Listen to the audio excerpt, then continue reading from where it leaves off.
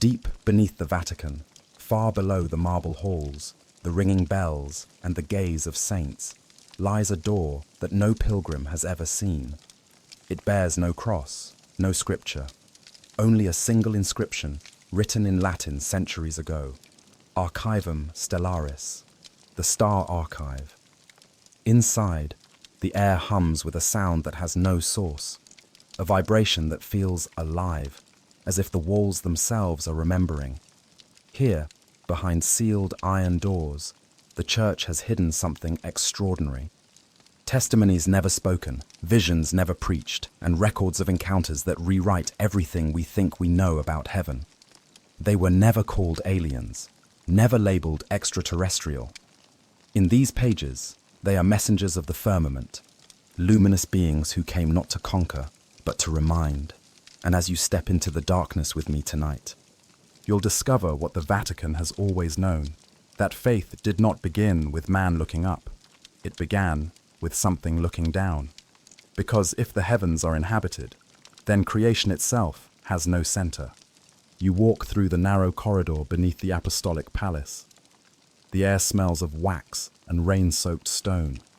Behind you, the bells have stopped ringing. Ahead, a single light flickers above a sealed iron door. Its nameplate reads, Specula Vaticana, Restricted Archives.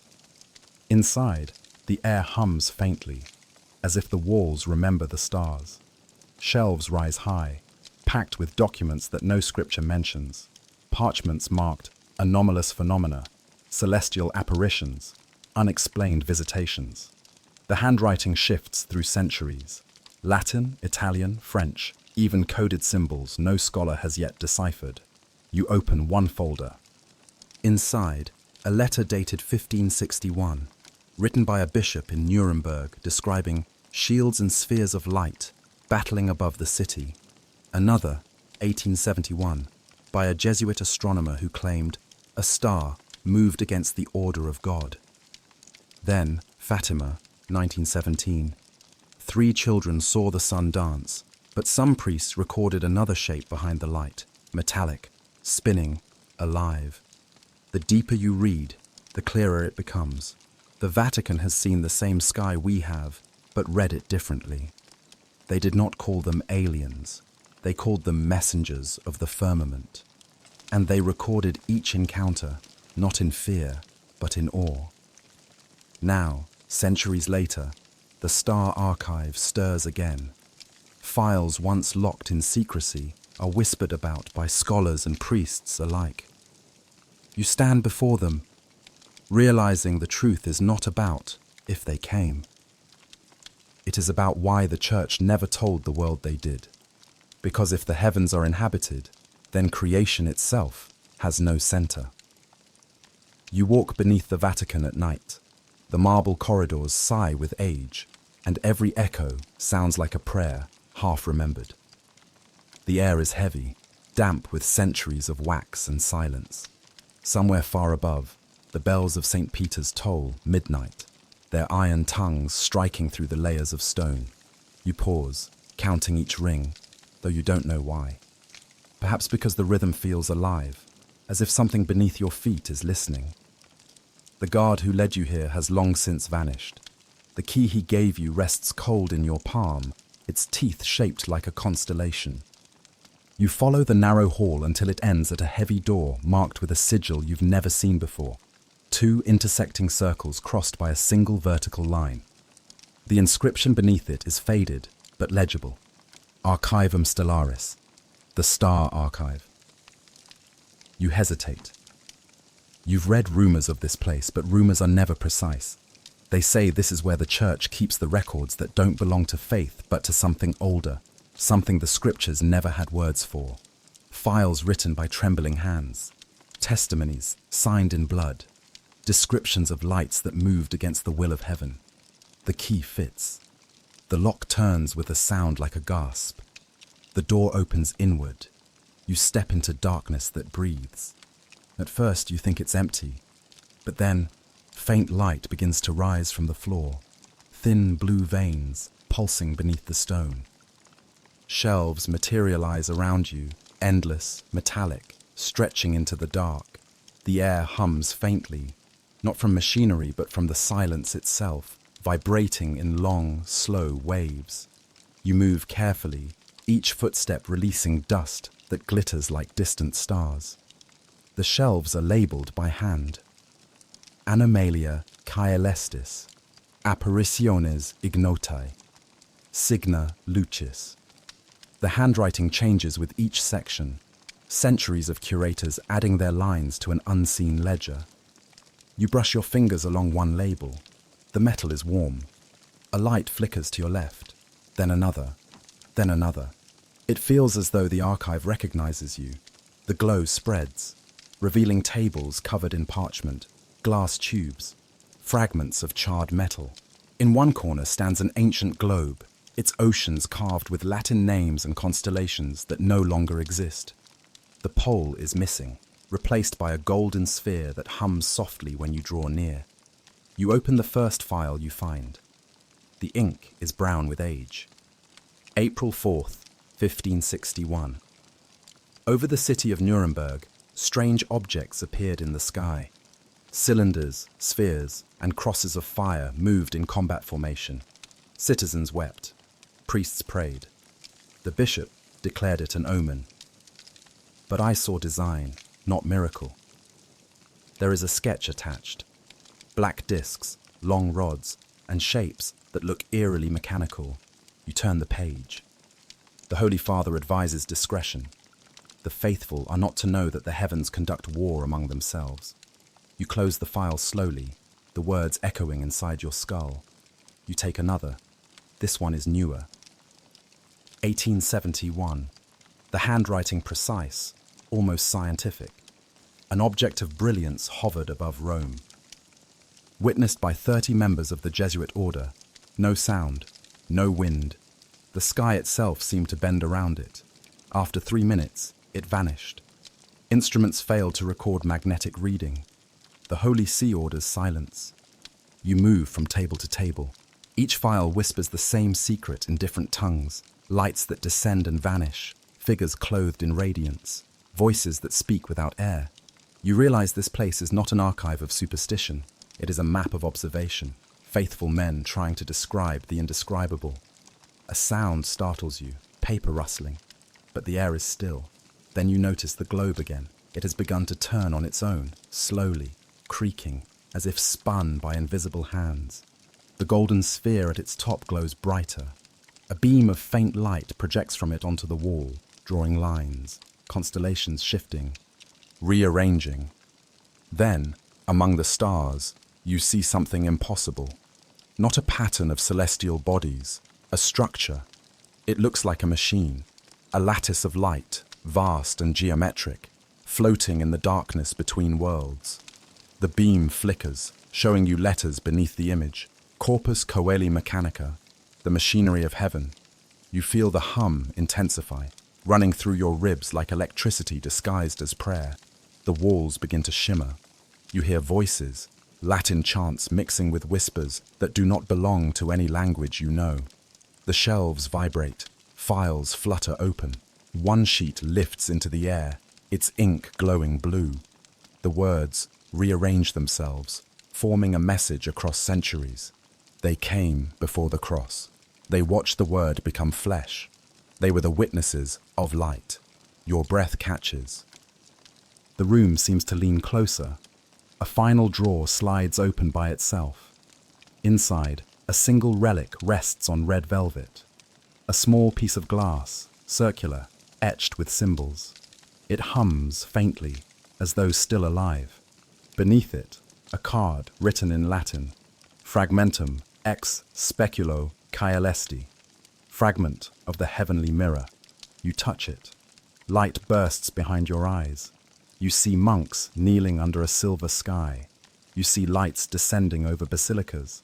You see hands raised not in worship, but in contact. You see the Vatican walls trembling as something vast passes overhead. Then, darkness. When you wake, you are lying on the cold floor. The globe is still. The hum is gone. The door stands open behind you. whispering.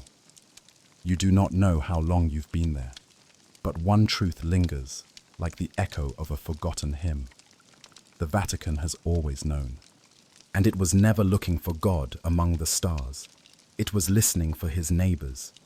The letter waits on the table like a wound that never closed.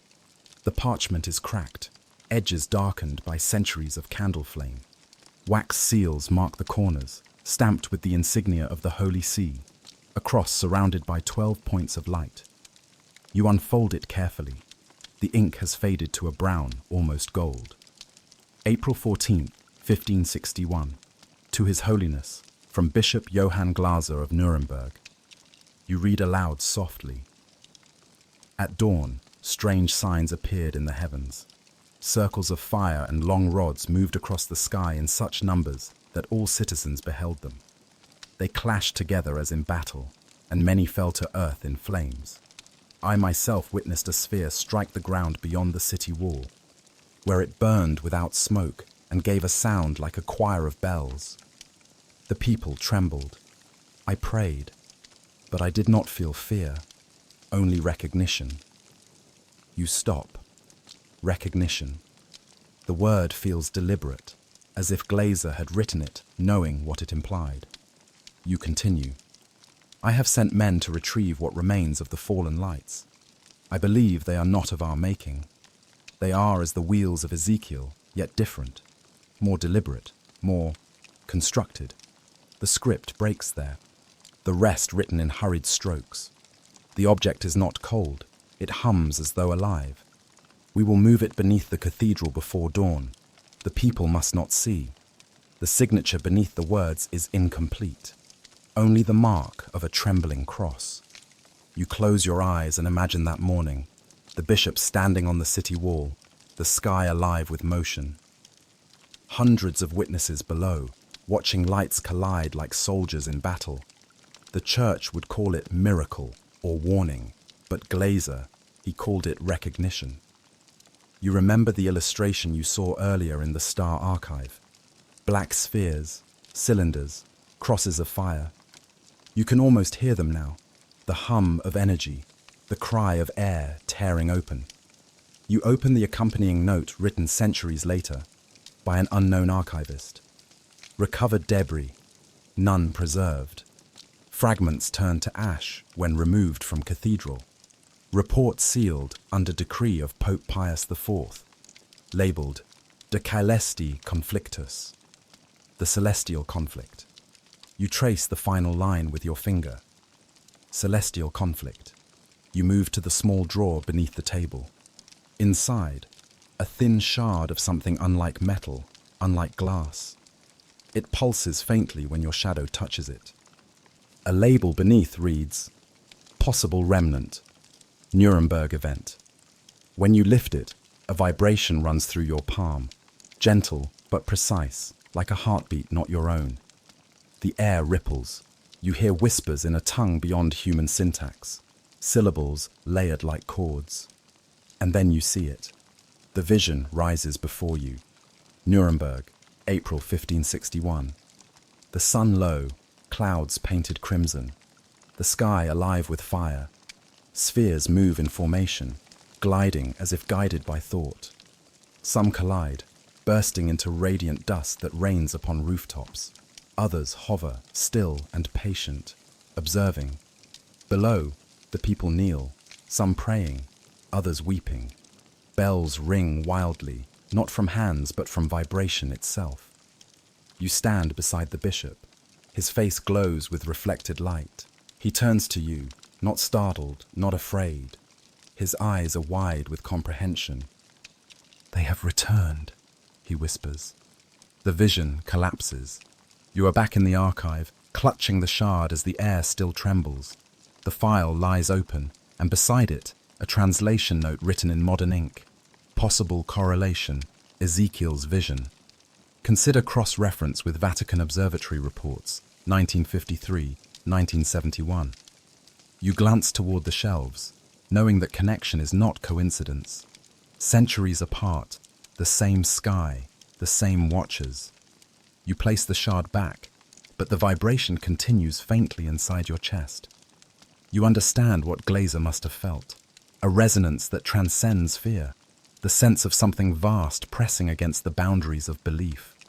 The Vatican did not bury his letter to hide truth. It buried it because truth without control becomes contagion. If the people knew what the bishop saw, faith would no longer flow upward. It would look outward. You gather the files carefully. One loose page slips free, a marginal note, perhaps by a later hand.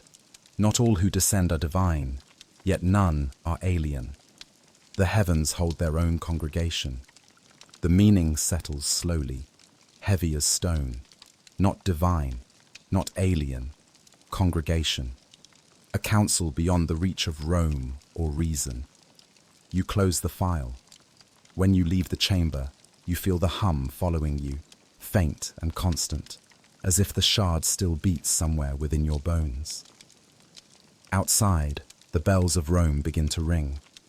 Not the solemn rhythm of prayer, but a scattered pattern, like Morse tapped across centuries. You count the intervals. 3 short, 1 long, 2 short again. A code, perhaps the same one the bishop heard when fire fell from the sky. You look up through the narrow slit of the corridor window. Clouds drift, pale against the night. And then, just for a heartbeat, you see it. A flicker of movement, silent, deliberate, crossing above the dome. You whisper to no one. Recognition.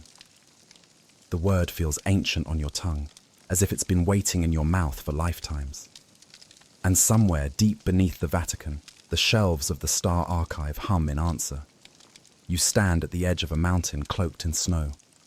The stars burn so brightly that the night feels alive. The wind tastes of salt and iron, sharp against your lips. Behind you, the stone observatory rises like a monastery built to worship the sky. Its dome glints faintly, half hidden by clouds that drift like smoke from invisible fires. You came here following a name buried in one of the Star Archive's forgotten ledgers. Father Lorenzo Belli, Society of Jesus, 1779. His file was brief, constructed an instrument of unusual design, claimed observation of a moving light between stars. That was all. But the pages smelled faintly of ozone, and the ink shimmered under the light, as though written with powdered metal. Inside, the observatory is silent, except for the groan of wood and wind. Dust covers the floor in soft layers, disturbed only by your footprints. A single telescope stands at the center of the dome. It's enormous, more like a cannon than an instrument. Brass ribs stretch upward, catching the faint light from the stars. Strange markings have been etched along its frame. Spirals, circles, sigils that resemble constellations, but do not belong to any map you know. You touch the metal. It's cold, but beneath the chill, there's a vibration, faint, rhythmic, like the pulse of something sleeping. On the nearby table lies a notebook, its cover cracked, the pages swollen by time. The writing within is elegant, deliberate, but the words tremble at their edges, as though the hand that wrote them could not quite steady itself. March 12th, 1779. Tonight, I have seen what no man should see. Through the glass, a light moved among the stars. It did not wander. It chose its path. It turned where nothing turns. You turn the page. It blinked once, and my instruments died. My heart followed it for 30 beats before it vanished. The brethren tell me it was illusion, fatigue, heresy. But I know the truth. Heaven is not still. It listens. A pressed flower rests between the pages, brown, crumbling. Beneath it, a line scrawled hastily. The light knows when it is being watched. The words sink into you like gravity. You look up, and for a moment you think you hear something above the wind, a low hum, deep and patient. You walk to the telescope, tracing its markings. One spiral ends abruptly at a small panel. You push it gently, and it clicks open. revealing a hidden compartment. Inside, a rolled parchment. You unroll it on the table. It's a map of stars, but wrong. The constellations twist in ways no chart maker would dare. And in the center, drawn in ink so dark it seems alive, is a circular pattern that resembles both an eye and a gate. Around it, Father Belly's note. It opened once. The sound it made was prayer. A gust of wind slams against the dome. The telescope shudders. You hear a faint creak, and then a sharp metallic tone, like a tuning fork struck by invisible hands. The air around you thickens, charged. The notebook's pages flutter, as though caught in a breath not of this world. You approach the eyepiece. The glass is cloudy, but something glows within. Faint, blue-white, pulsing. You hesitate, then look. For a heartbeat, you see nothing. Then the light expands. A vast field of stars bursts into view, but they move, not drifting slowly across ages, but dancing, vibrating in patterns. You realize they are not stars at all. They are signals. Each point of light pulses in rhythm, short, long, forming waves, like language. The pattern repeats, a code written in light.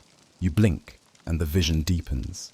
You see the outline of a form, vast beyond comprehension, gliding between constellations like a whale beneath an ocean of fire. You stumble back, breath caught in your throat. The hum inside the observatory grows louder. You grab the notebook again. A new line has appeared, the ink still wet. It saw you. Your pulse stutters. The telescope turns slightly, unassisted. Its eyepiece tilts toward the small slit of the dome where the night peers in. And then outside, the clouds shift. A light moves. Not a star. Too close, too deliberate. It slides across the horizon in silence, pausing directly above the observatory. The brass ribs glow faintly, reflecting the movement like a mirror remembering an old song. You stand frozen, heart pounding, unable to look away. Then, just as quietly, the light ascends. Within seconds, it vanishes into the black sea of stars. The telescope hums once, like a sigh of relief.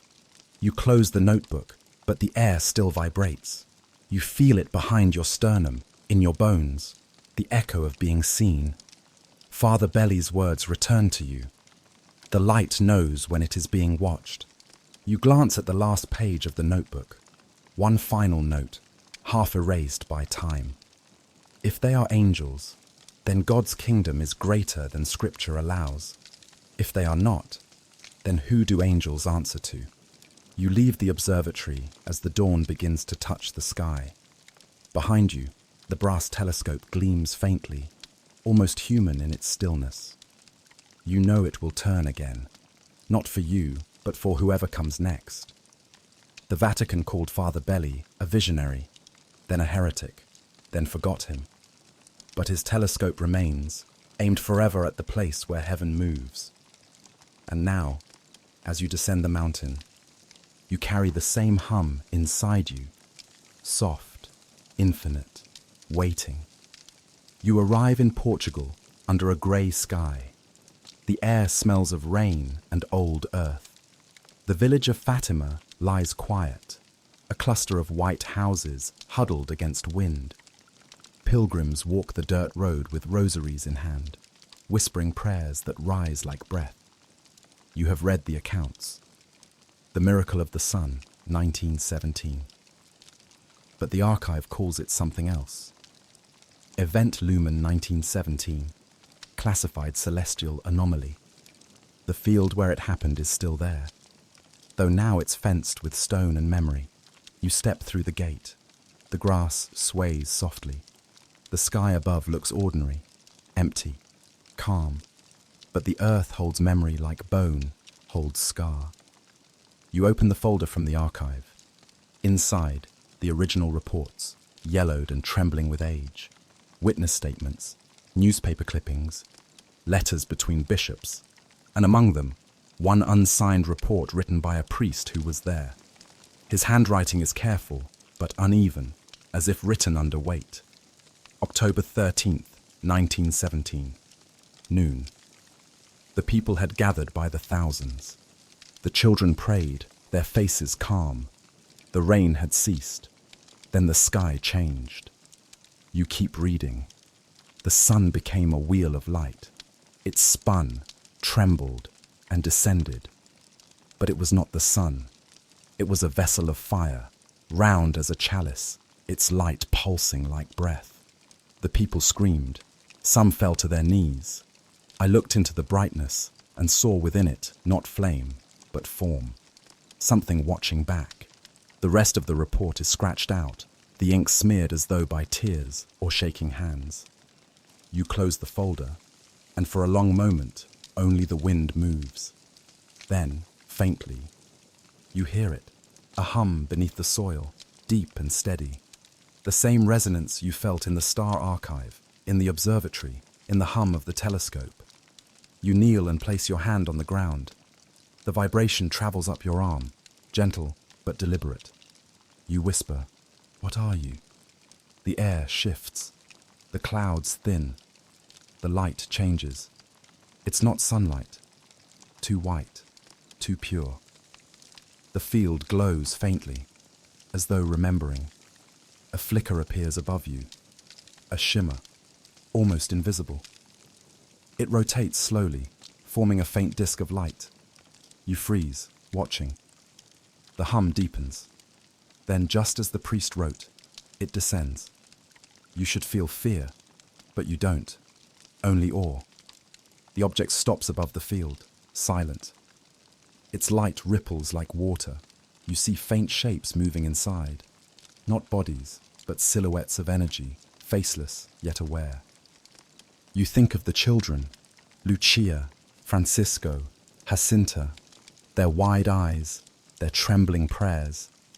What did they truly see that day? The light expands, filling the air around you. The world dissolves into brilliance. For a moment, there is no earth, no sky, only vibration. And within that vibration, a voice, layered and gentle. It doesn't speak words, it sings. The melody is familiar, part Gregorian chant, part something beyond human hearing. It vibrates through you, rearranging thought into quiet clarity.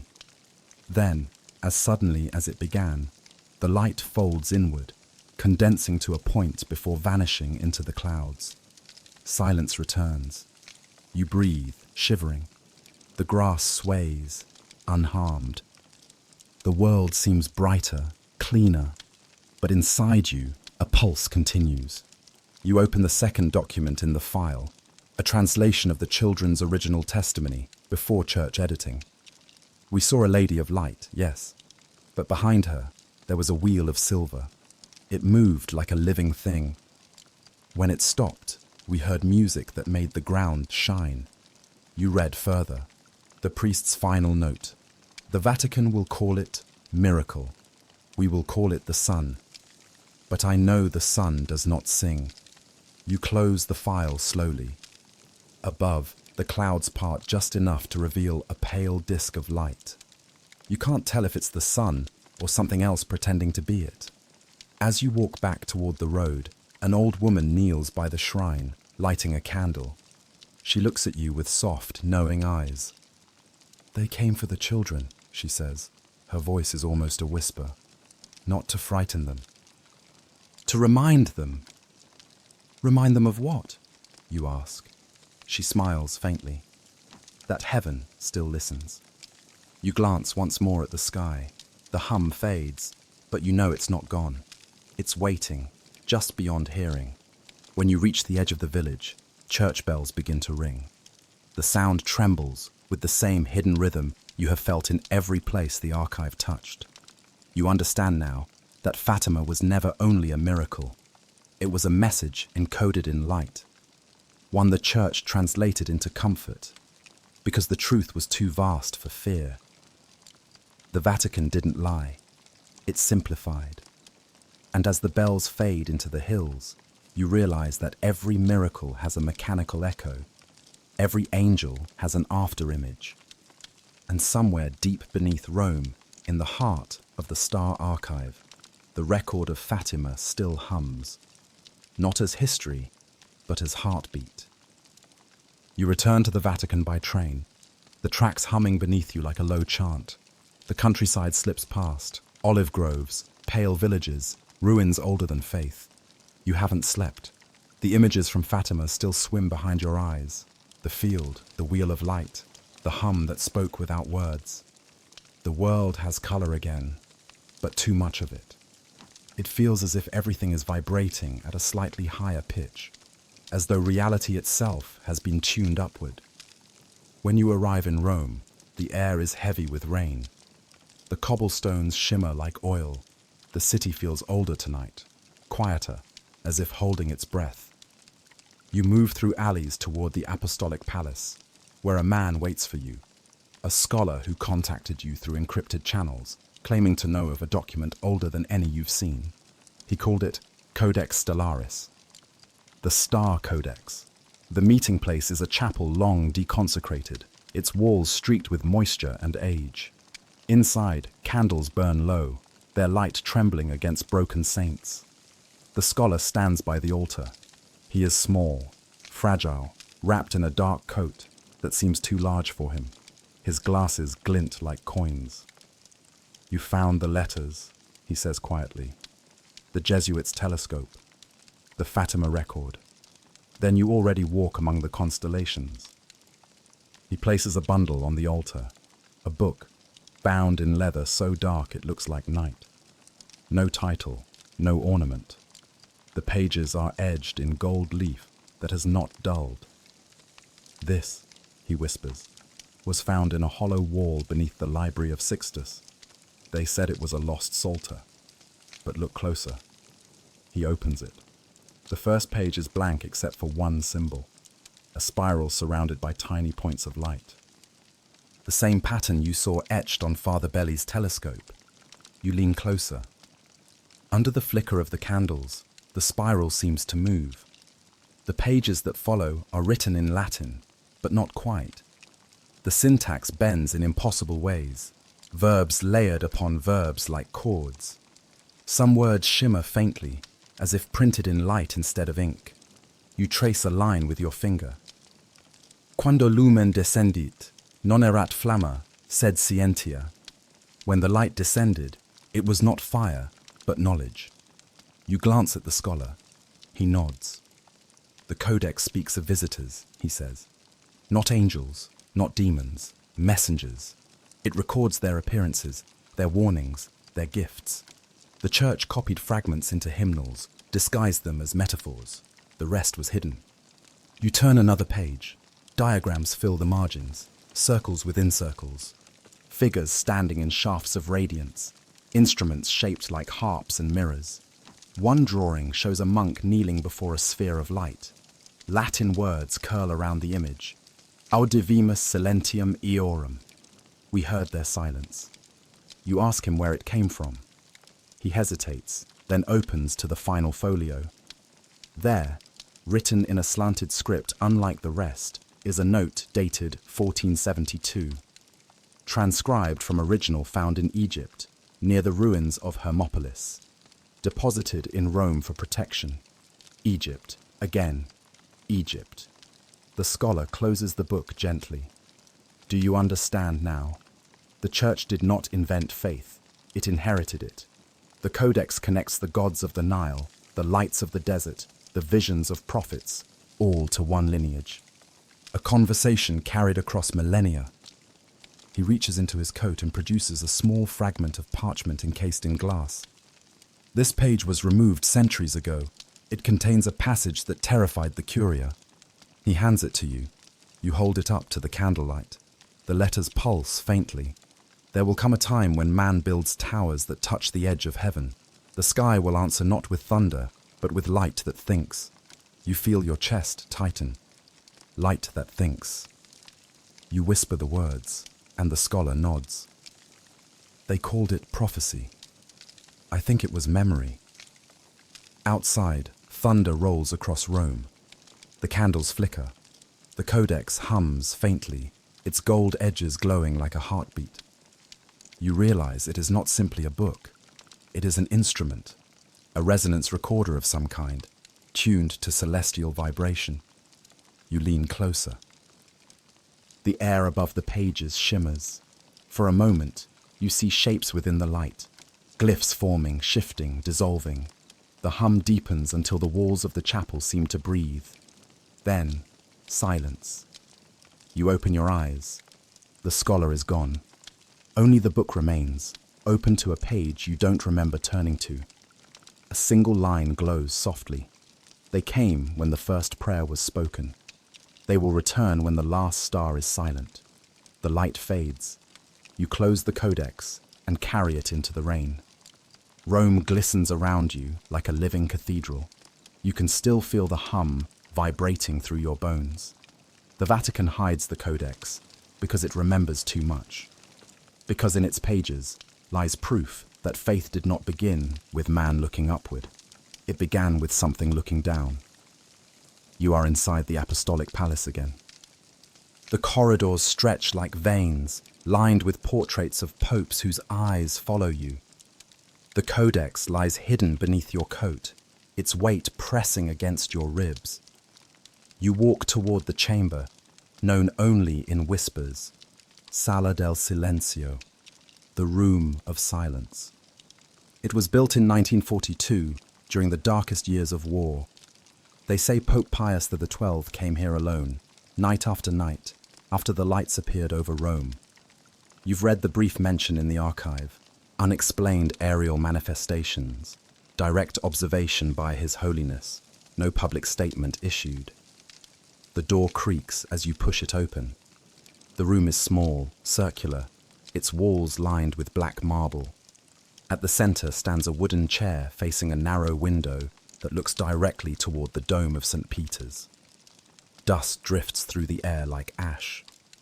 On the floor, faint burn marks form a ring, perfect, smooth, as if drawn by heat, too pure to scorch.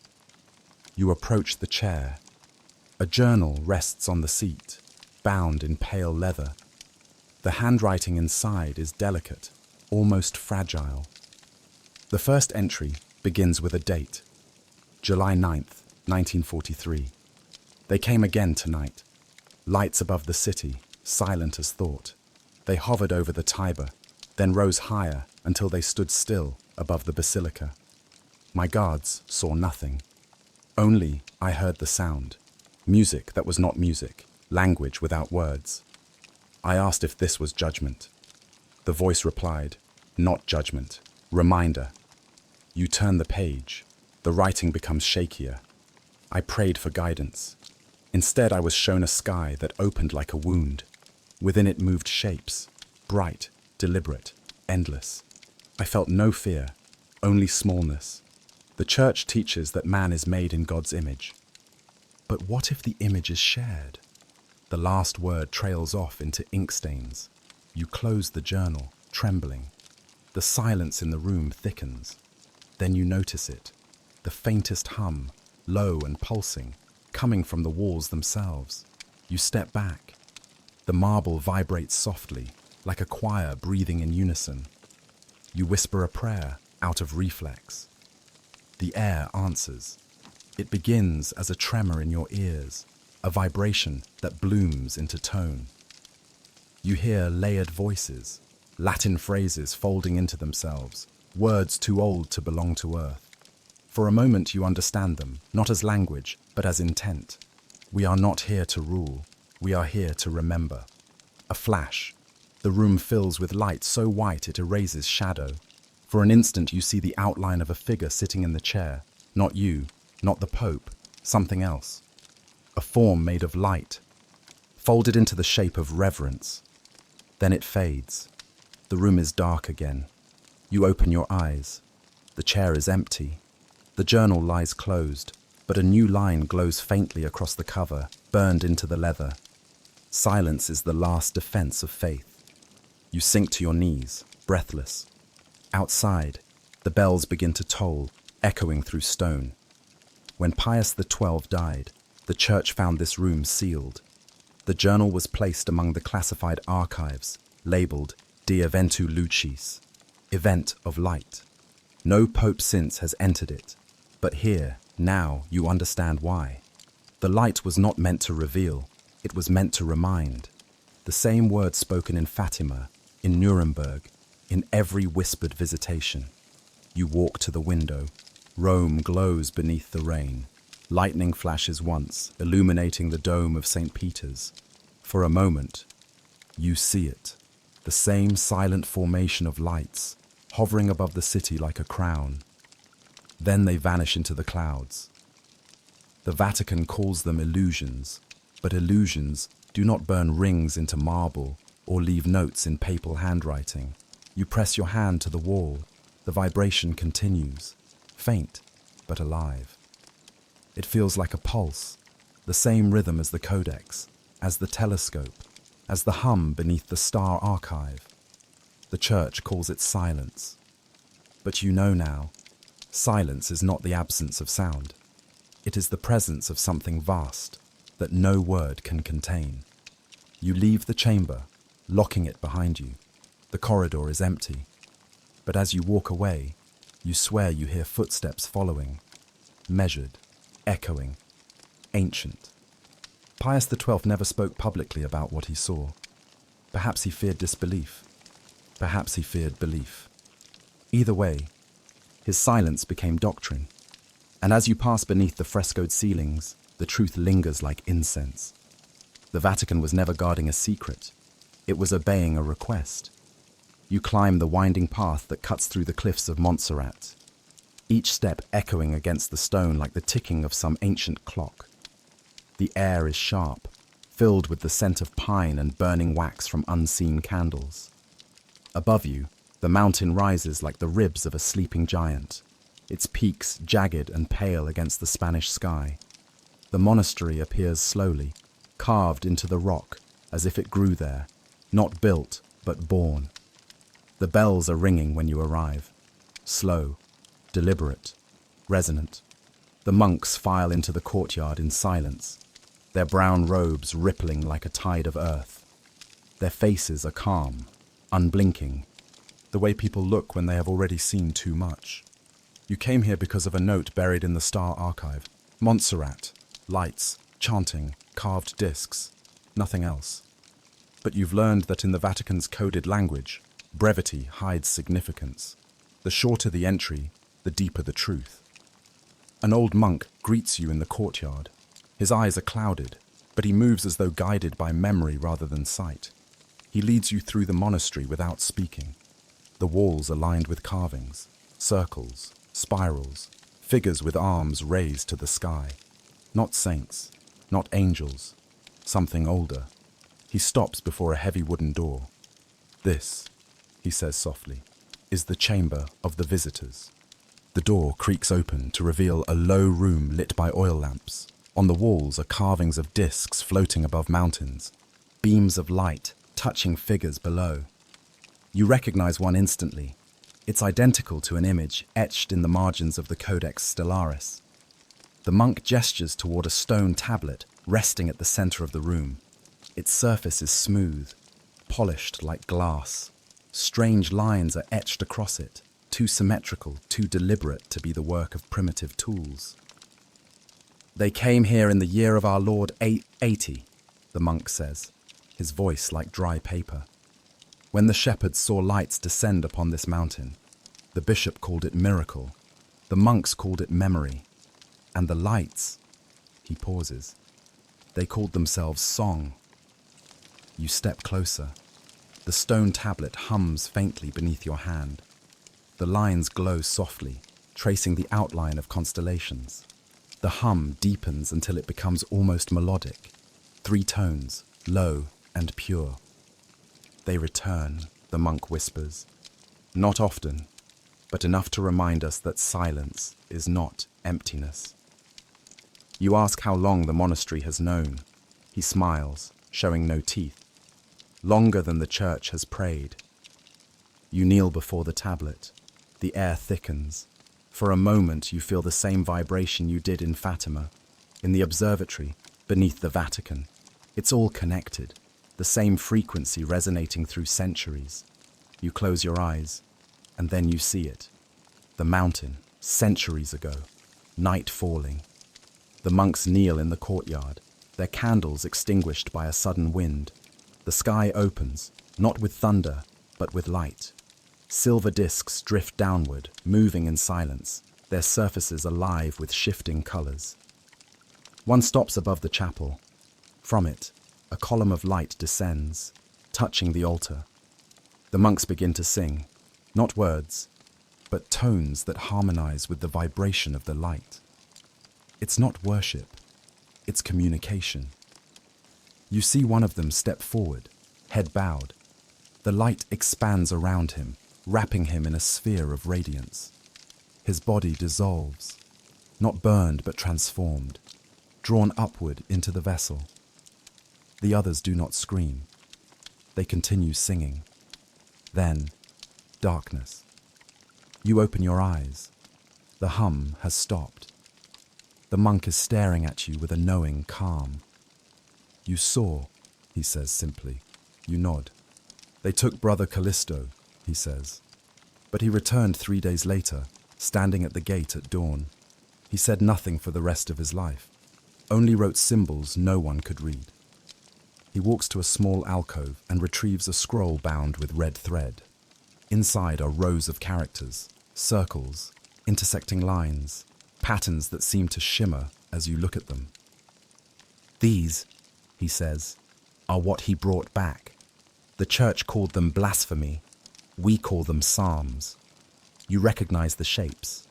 They match the markings on Father Belly's telescope, the sigils in the codex. Across centuries, the same hand, the same language. You ask what the carvings on the walls mean. He raises his gaze toward the ceiling. They are not decoration. They are invitation. The lights return only when the symbols are sung. Sung? He nods. Each carving is a note. Together, they form a hymn the world forgot. When we chant, the mountain hums. When the mountain hums, they listen. You look at the carvings again. Suddenly they make sense. Lines of vibration rendered in stone, like a score written for the earth itself. The monk extinguishes the lamps. The room falls into shadow, but the carvings begin to glow faintly, as if lit from within. He begins to hum, a deep, resonant tone. Others join in from the hallway, their voices weaving into harmony. The tablet responds, its lines brightening, the air trembling. Then, faintly, you hear it, a sound outside the walls, high and crystalline, answering the chant. The mountain groans like a living thing. Light seeps through cracks in the ceiling. The old monk turns to you, his eyes alight. "They remember us," he whispers. The sound grows until it becomes a chord that fills every part of you. And then, just as suddenly, it stops. The lamps flicker back to life. The glow fades. The carvings return to stillness. You stand in silence. The monk touches your shoulder gently. "Do you see now why Rome does not speak of this? If the world knew that heaven listens when we sing, it would no longer need priests to translate the silence." He leads you back through the monastery. The bells ring again, their tone deeper, richer, as though something vast is vibrating beneath the mountain. As you leave, you look back once more. A single light glows faintly above the peaks, steady, patient, alive. You whisper to yourself, "They never left." And for the first time, you are certain it's true. The chapel is small, almost hidden, tucked between marble corridors in the Vatican Museum. Few pilgrims ever find it. Yet inside, it feels larger than the world outside, as if the air bends around something greater. You stand before her, the Black Madonna of Czestochowa. Her face is dark, eyes solemn, lips unreadable. The paint glimmers faintly beneath candlelight, gold halos swirling like solar flares. But it's not her sorrow or sanctity that draws you. It's what surrounds her. In the halo, the stars are wrong. They are not the constellations of Earth. You trace them with your eyes, 7 points in a curved pattern, a cluster of 4 beneath. You saw the same alignment once before, in Father Belly's map, the codex margins, the carvings of Montserrat. The same geometry repeated again and again, across centuries and continents. A curator approaches quietly. "Beautiful, isn't she?" she says. Her voice carries the careful tone of someone used to reverence. "She is," you answer. "But those stars, why that pattern?" The woman smiles faintly. "Ah, you've noticed what most don't. They match no known constellation. Some believe they represent the 7 sorrows of Mary. Others say they were added later by mistake." "Mistake?" She leans closer. "Do you believe in mistakes that survive 500 years? You say nothing. She studies you, then glances around before speaking again, her voice lower now. "There's an older version of this icon, hidden away, never shown, painted before this one. It's said to depict the same figure but surrounded by something else." "What?" "Not stars, or perhaps stars, but alive." She hesitates, then nods toward a side door. "Follow me."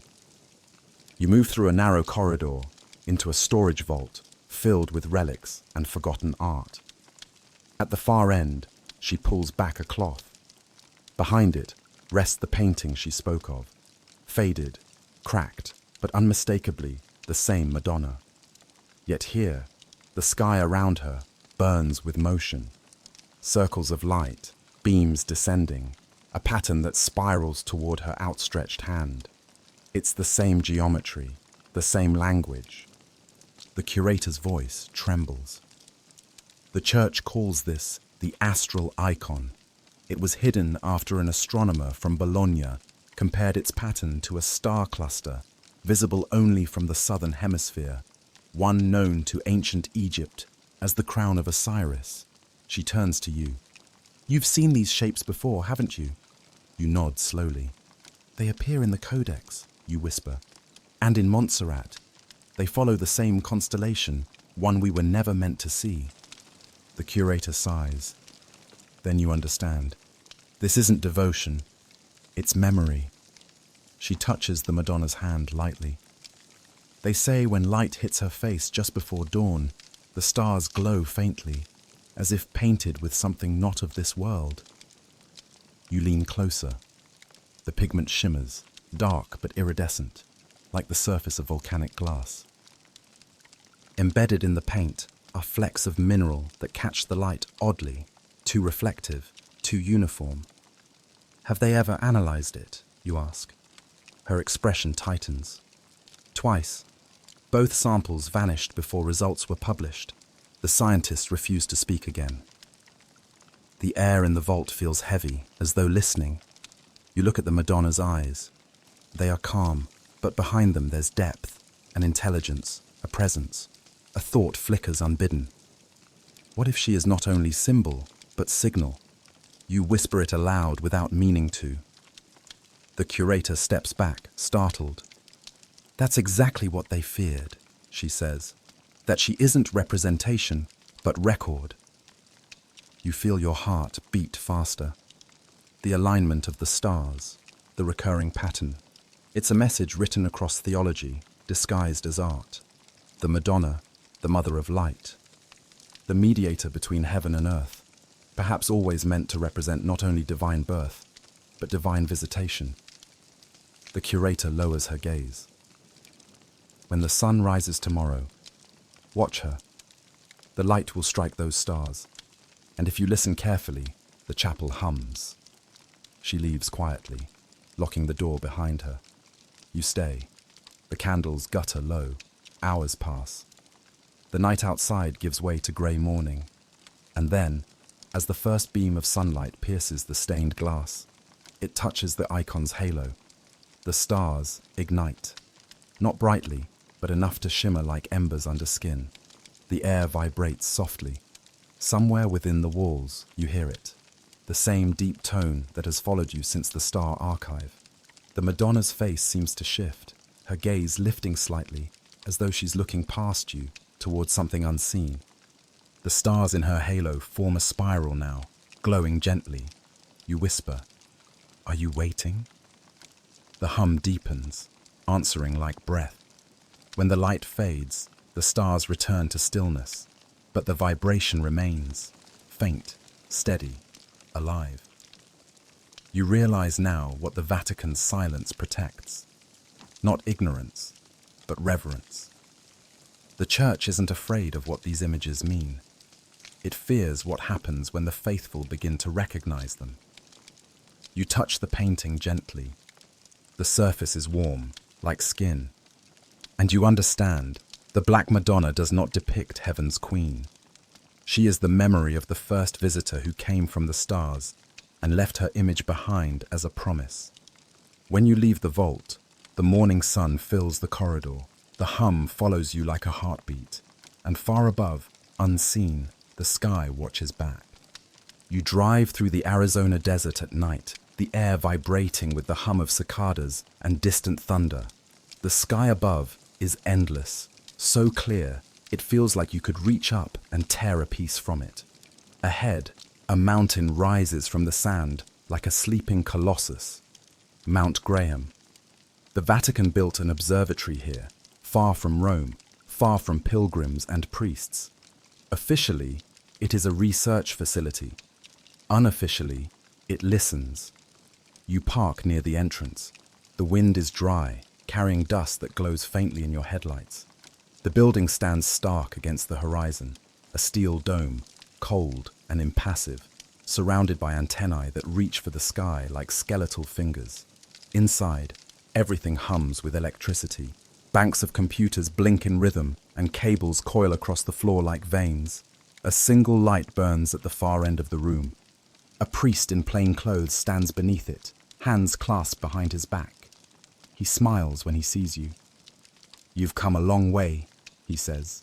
"Most who find their way here are looking for God. You," he pauses, studying you, "you're looking for the others." You tell him you've read the reports.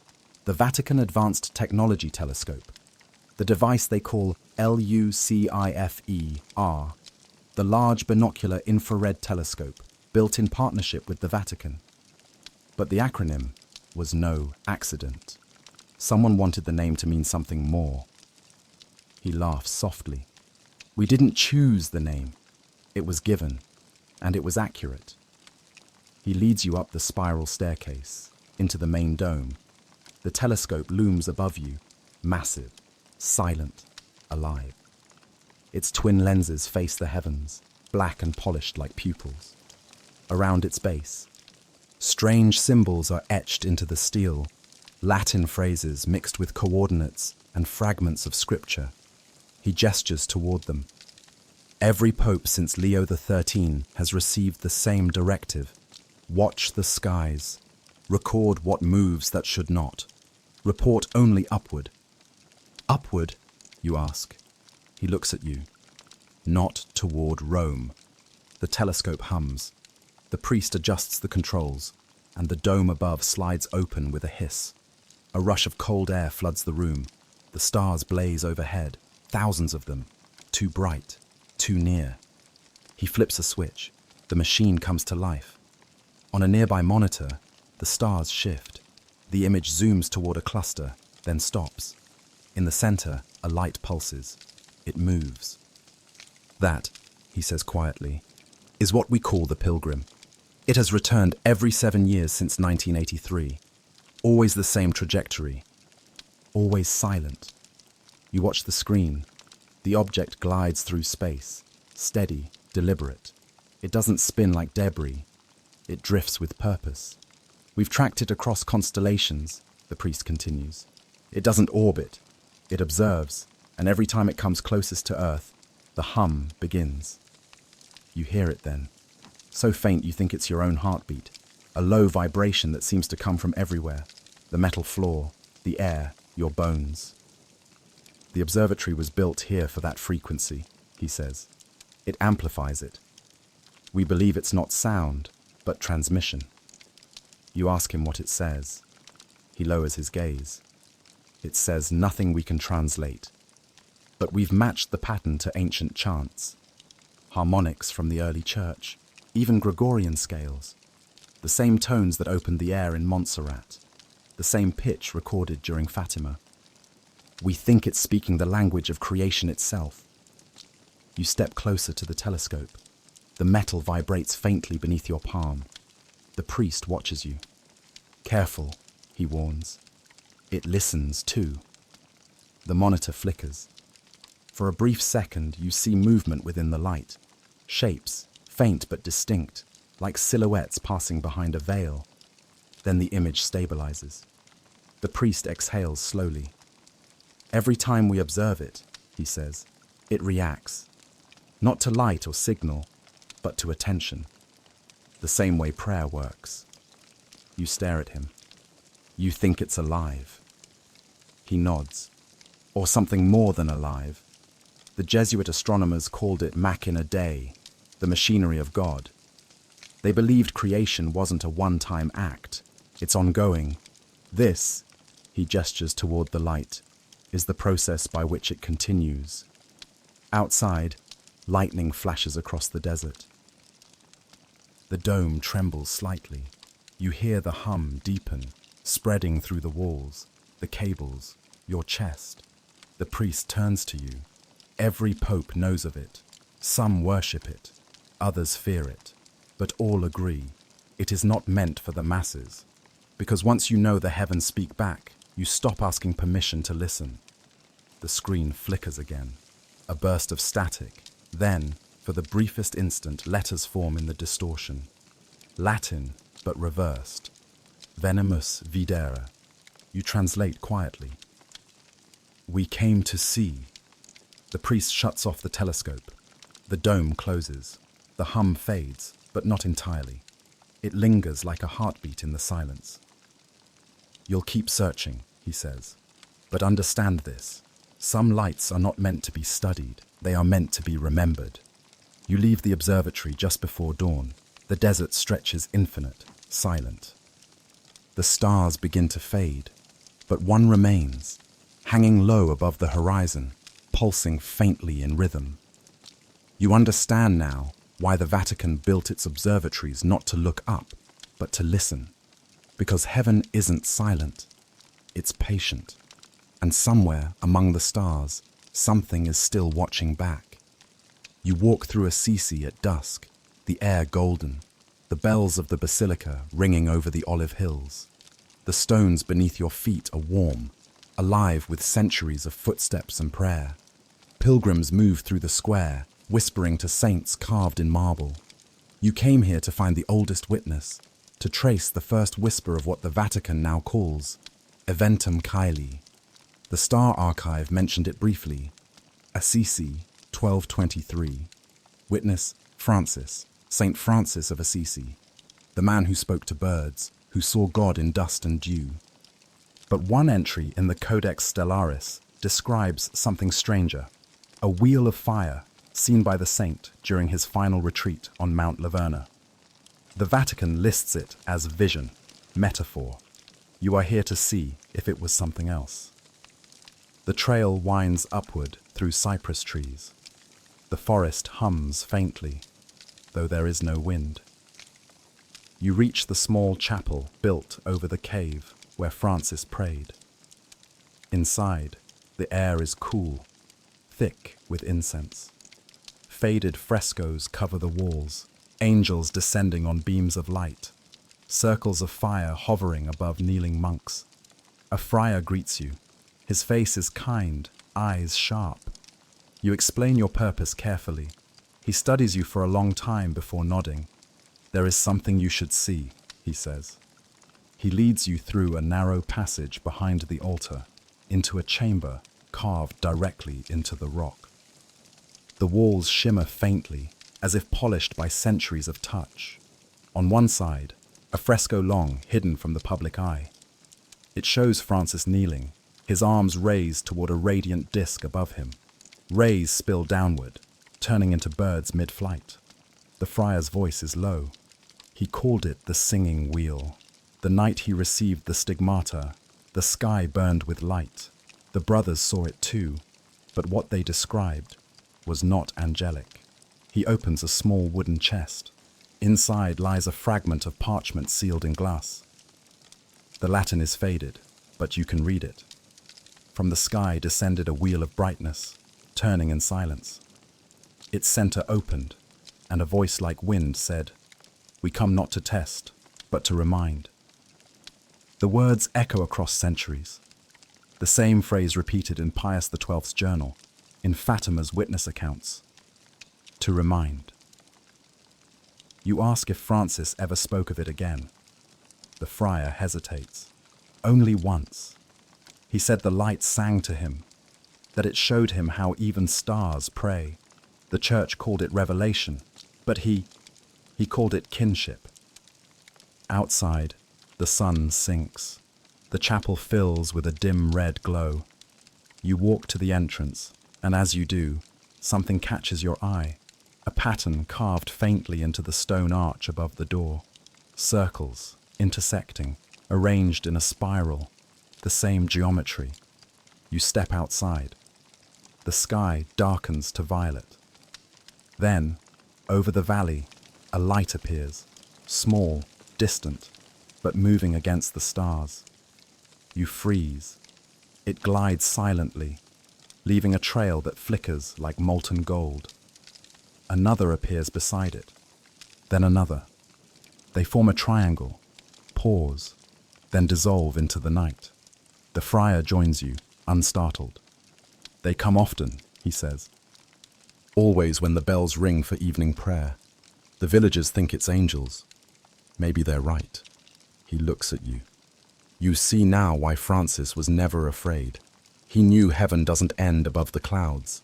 It extends outward, endlessly, and perhaps, sometimes, it looks back. The bells of Assisi continue to toll. The sound vibrates in the air, deep, harmonic. The lights reappear briefly, pulsing in rhythm with the chime. You feel it again, the same resonance that binds every story, every place you've been. The friar closes his eyes. The wheel of fire, he murmurs, was not punishment or blessing. It was remembrance, creation visiting its own reflection. You ask if the Vatican knows this. He smiles faintly. The Vatican knows everything, but knowing is not the same as understanding. Rome protects doctrine. Francis protected wonder. You stand in silence as the last bell fades. The sky above the basilica glows faintly, as though lit from within. And in that stillness, you understand the secret that binds every chapter of the Church's silence. Faith was never about answers. It was about remembering the question. When you descend the hill, the night has fallen.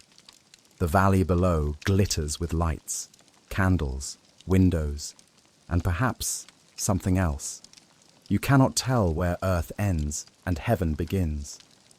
For a brief moment, you imagine Francis standing here 8 centuries ago, his eyes lifted toward the same endless sky, whispering to the same light that whispers back still. And as you walk, the hum follows you, soft, constant, eternal. You enter the Archivio Segreto under escort this time. The guard says nothing as you pass through the last gate, his boots echoing in a rhythm that feels rehearsed, as though he's walked this same path 1,000 times before. The corridor narrows. Cold air breathes up from the stone beneath your feet, smelling faintly of oil and dust. The Vatican lights never flicker here. The bulbs hum too evenly, like something alive. You reach a door sealed with a wax sigil, 3 intersecting circles and a cross between them. The guard unlocks it, nods once, and leaves you alone. Inside, the light is dim. A single table stands at the center, covered in objects wrapped in cloth. The air hums faintly, the same tone you have heard in Montserrat, Fatima, Assisi. It lives here too, waiting. You unwrap the first object. It is metal, not ancient, not modern. A disc with markings in a script you don't recognize, etched with precision beyond any known tool of the era.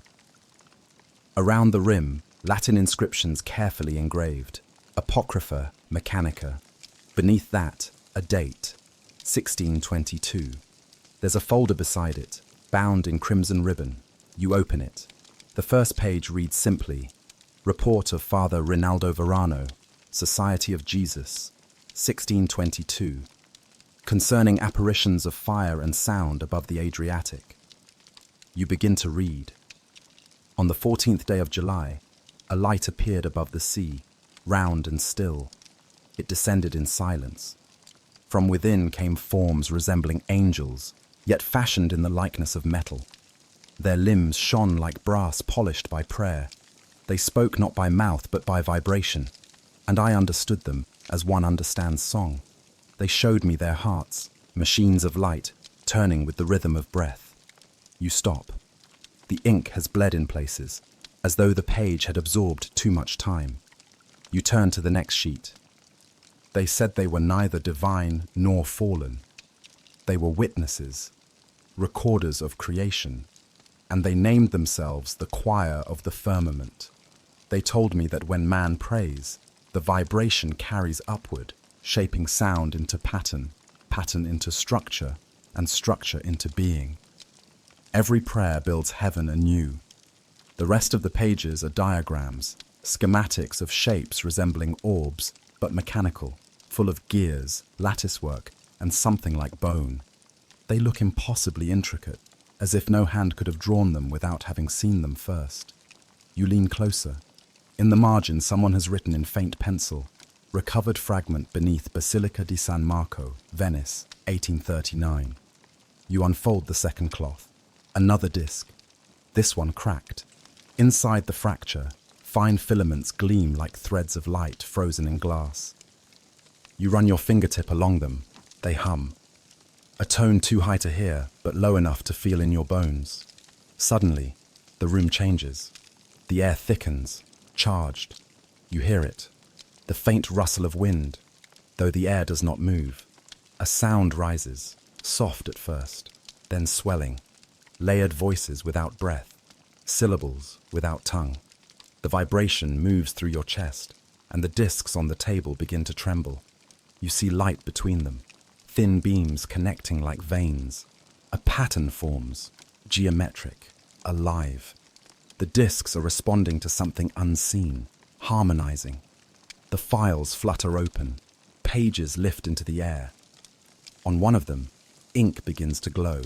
You read as the letters rewrite themselves before your eyes. We were the first instruments. Flesh was not the first design. Your breath catches. The light grows stronger, forming the outline of figures. Translucent, radiant, mechanical, yet graceful, standing just beyond sight.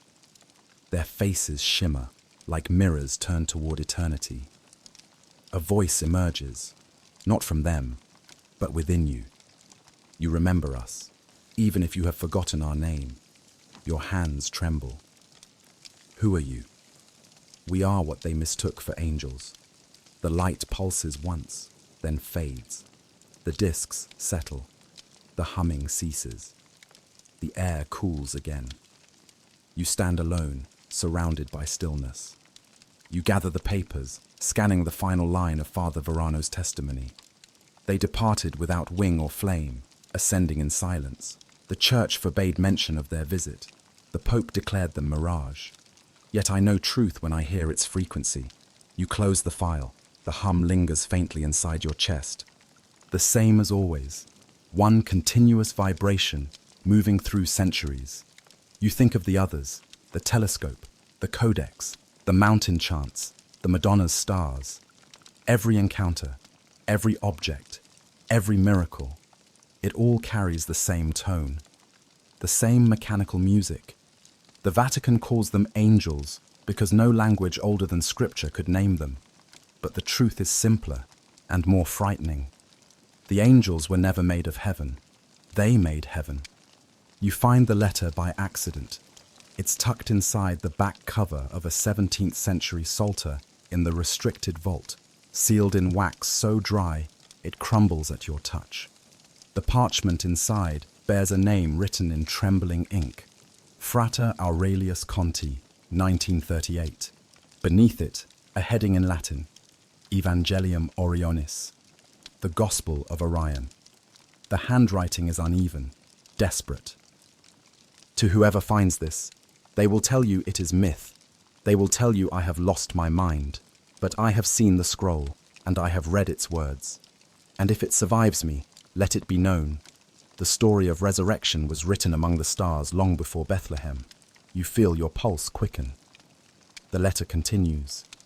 Hidden beneath the catacombs of Alexandria, we found a codex bound in metal, not hide.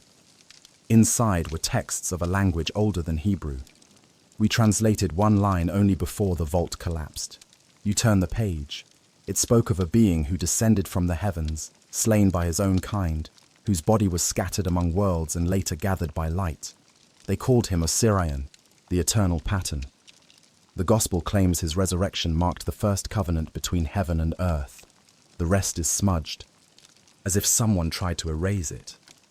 But the phrase Osirian burns into your mind. The name echoes of Osiris, of Egypt, of the same lineage the Codex Stellaris hinted at. You search the shelf for more. Behind a stack of astronomy logs, you find another file marked Orion 1939, relic transfer, confidential. Inside are photographs, black and white, grainy. A small metallic cylinder rests on velvet, covered in hieroglyphs and unfamiliar symbols. A translation note beside it reads, "Recovered fragment of Evangelium Orionis, contained inscriptions of cosmological origin, removed from Alexandria by Vatican envoy." You flip to the last image. The fragment is open, its interior lined with thin sheets like gold foil etched with text that glows faintly under ultraviolet light. You read the translation note beneath. He fell among the stars, his body scattered like seed, that life might rise upon the dust. Those who gather his memory will inherit his voice. The script below, in modern handwriting, adds, "Possible early cosmic Christ parallel, classified." You close your eyes. The words reverberate in your skull. A cosmic Christ, a gospel written in the stars. You imagine Aurelius Conti, the Jesuit archaeologist, standing in the collapsing catacombs, reading those lines by torchlight while the world above teetered toward war. You see him lifting the cylinder, realizing what it meant, that resurrection was not singular, but cyclical, occurring across galaxies. That Christ was not exception, but echo. A shiver runs through you. You open another folder labeled 1940, Disappearance. It contains a single newspaper clipping, Jesuit scholar missing in Rome after Vatican inquiry. Beneath it, one line in red pencil, Evangelium Orionis seized, access denied. You look up at the ceiling. Somewhere above, the great dome of St. Peter's towers like the vault of a machine. The stars painted there seem suddenly less symbolic. You feel it then, the hum again, rising from nowhere. The same note. It fills the chamber, low and pure, vibrating the glass cases. You follow it instinctively to the far wall, where a small bronze crucifix hangs. Behind it, the faint outline of a hidden panel. You pry it open. Inside lies a fragment, metal, smooth, curved. The same as in the photographs. You lift it carefully. It warms instantly in your hands. The symbols across its surface glow faintly, pulsing in rhythm with your heartbeat. You hear a whisper, not sound, but thought. We are the word, made metal. A rush of light floods your vision. You are no longer in the vault, but somewhere vast, an expanse of stars arranged in spirals of gold and blue. In the center floats a figure, luminous, disassembled into rays that weave through space. Its voice is both song and silence. The story was never about one man. It was the memory of our own descent. You are all fragments of the same resurrection. The light intensifies. You see worlds forming, oceans rising, seeds taking root, creatures lifting their faces to the sky. The same pattern repeating, the same covenant renewed. Then, darkness. You open your eyes on the cold floor of the vault. The fragment lies beside you, dim now, inert. You pick it up, and notice new letters scorched into the metal, written in Latin. Advenimus iterum. We have come again. You slip it into your coat and leave the chamber quietly. In the corridor, a young archivist passes, eyes downcast, unaware. The Vatican bells toll above, vibrating through stone. Each strike feels like a code, a message sent upward, or perhaps downward. When you step outside into the Roman night, Orion hangs low above the horizon. The 3 stars of his belt gleam brighter than the rest, aligned perfectly with the obelisk in St. Peter's Square. You remember the Codex's line, "They came when the first prayer was spoken. They will return when the last star is silent." You whisper into the wind, "Is this the return?" The stars do not answer, but the hum beneath the earth does. And you realize, perhaps for the first time, that faith was never meant to rise from man to heaven. It was meant to descend, written in light, passed from the stars themselves. The Gospel of Orion is not lost, it is alive. And somewhere deep in the archives of the Vatican, it is still writing itself, one pulse at a time. The city sleeps while you travel through it, Rome stretched silent under a sky that breathes. The river glows faintly, catching the reflection of 1,000 forgotten prayers. The night feels watchful. Somewhere above, the bells mark the hour, but the sound seems distant, as if carried from another century. You walk toward the hill of Janiculum, where an old convent stands, abandoned since the war. The Star Archive mentioned this place only once, in a footnote almost too faint to notice. Recordings, 1949, Convent of Santa Lucia. Unverified auditory phenomena synchronized with celestial patterns. Nothing more. The gate groans as you push it open. The garden beyond is overgrown, the scent of rosemary and stone mingling with decay. The windows of the chapel are shattered, but inside, candles still burn, fresh, not relics of neglect. Someone has been here. You step inside. At first there is only silence, thick and waiting. Then, faintly, you hear it. Music. But not like any choir you know. The sound drifts down from the vaulted ceiling, pure and strange, as if sung by voices without breath. Each note bends, folding into the next, a continuous ripple of light. You look up. The frescoes on the ceiling shimmer faintly, illuminated from within. It's not echo, it's vibration. You find a reel-to-reel recorder on the altar, its tape spinning slowly.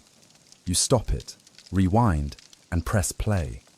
The same sound fills the chapel, voices layered upon themselves, forming harmonics that should be impossible for human throats.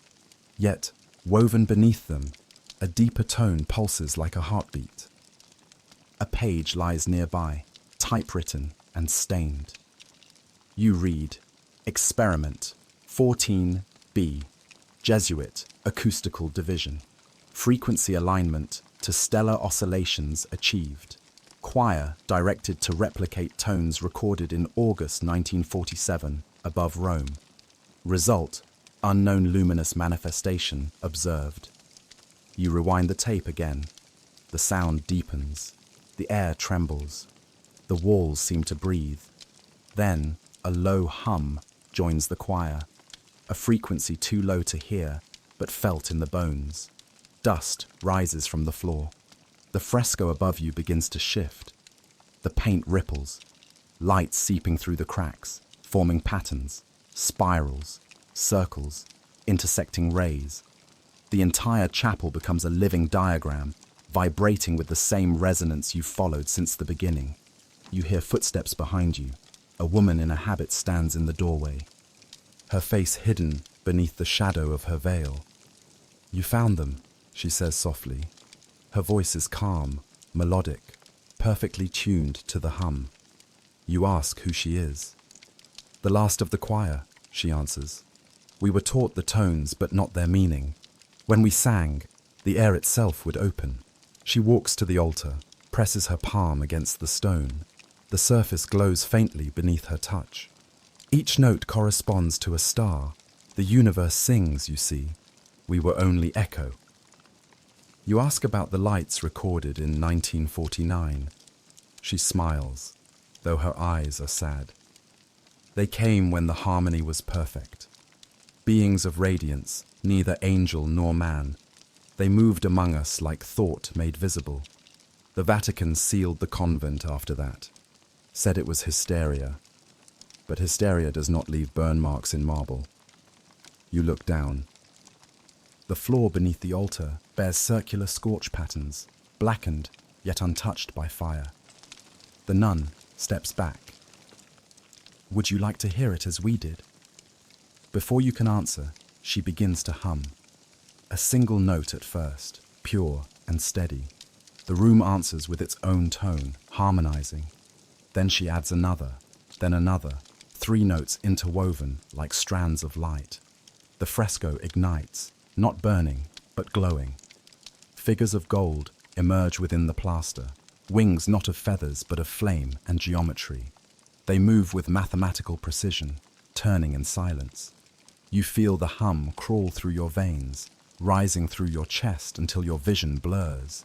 You hear whispers layered within the music, words you cannot translate, only feel.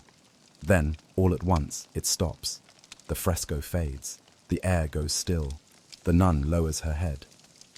They left when Rome stopped listening, she whispers. When the church turned its prayers into rules. But they still sing, somewhere beyond hearing. Every star hums the memory of their voices. You pick up the recorder. The tape still spins. You rewind again and press play. Only static. The song is gone. When you look up, the nun has vanished. Only the faint scent of myrrh remains. You leave the chapel and stand under the open sky. The stars above seem to shimmer in faint rhythm, pulsing like breath. You recognize the pattern now, the same intervals as the song. You understand. The choir of lights was never human. It was a bridge, a conversation between creation and its echo. And the Vatican silenced it, not out of fear of darkness, but fear of sound. Because sound, once heard, cannot be unsung. You walk away as dawn rises. The wind carries the faintest trace of harmony, distant yet familiar, like a lullaby sung by the universe itself. You stand in St. Peter's Square before dawn, the air still and heavy with incense. The obelisk towers at the center, a spear of stone older than Christ, older than Rome itself. Pilgrims pass it daily, oblivious to its origin. The Vatican calls it decoration, a symbol of triumph, but the archives say otherwise. You remember the Codex Stellaris. The obelisks were not trophies, they were transmitters. You circle the base. The inscriptions are worn, their hieroglyphs eroded by centuries of rain. Yet beneath them, faint carvings, Roman, not Egyptian, overlay the surface. Star maps, planetary alignments, mathematical ratios precise beyond ancient comprehension.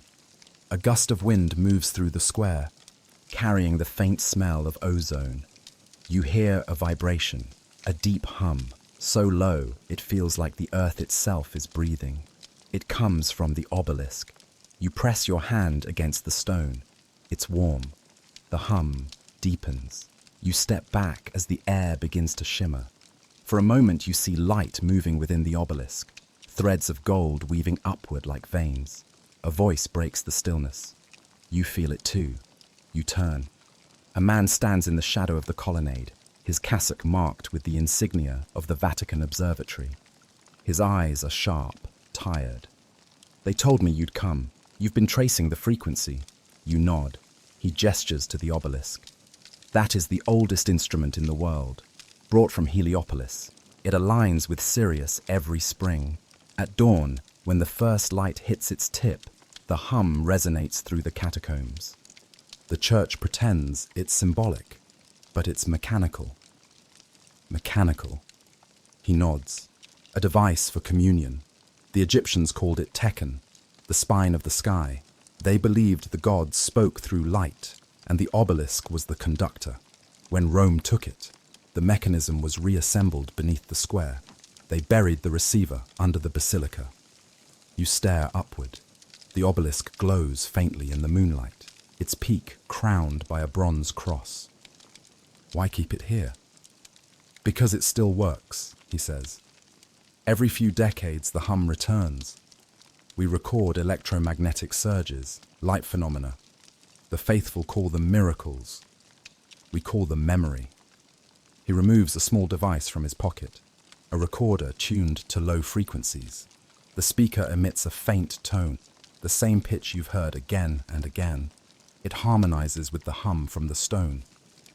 Listen carefully, he says. The two sounds merge. The air ripples. The ground beneath your feet vibrates. The fountain water shivers in perfect sync. You hear words now, not in language, but in tone. The same cadence you heard in the choir, in Montserrat, in the observatory. The scientist lowers his voice. Every obelisk in Rome resonates to the same frequency. Together they form a grid, a network aligned not with Earth, but with the stars above the Nile. The Vatican guards it because it was never about monuments. It's a map, and perhaps a door. You look toward the horizon. 6 more obelisks stand across the city, each placed with precision impossible for their time. When viewed from above, their alignment forms a spiral, one that mirrors the constellation Orion. The hum grows louder. At that moment, the first rays of dawn break. The sun touches the obelisk's peak.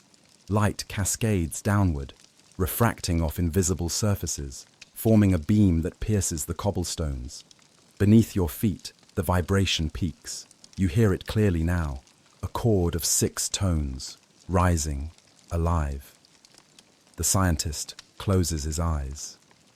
They're answering again. The beam of light widens, striking the dome of St. Peter's. For an instant, the entire basilica glows. Windows flash with golden fire. Then, silence. The light vanishes. The hum fades.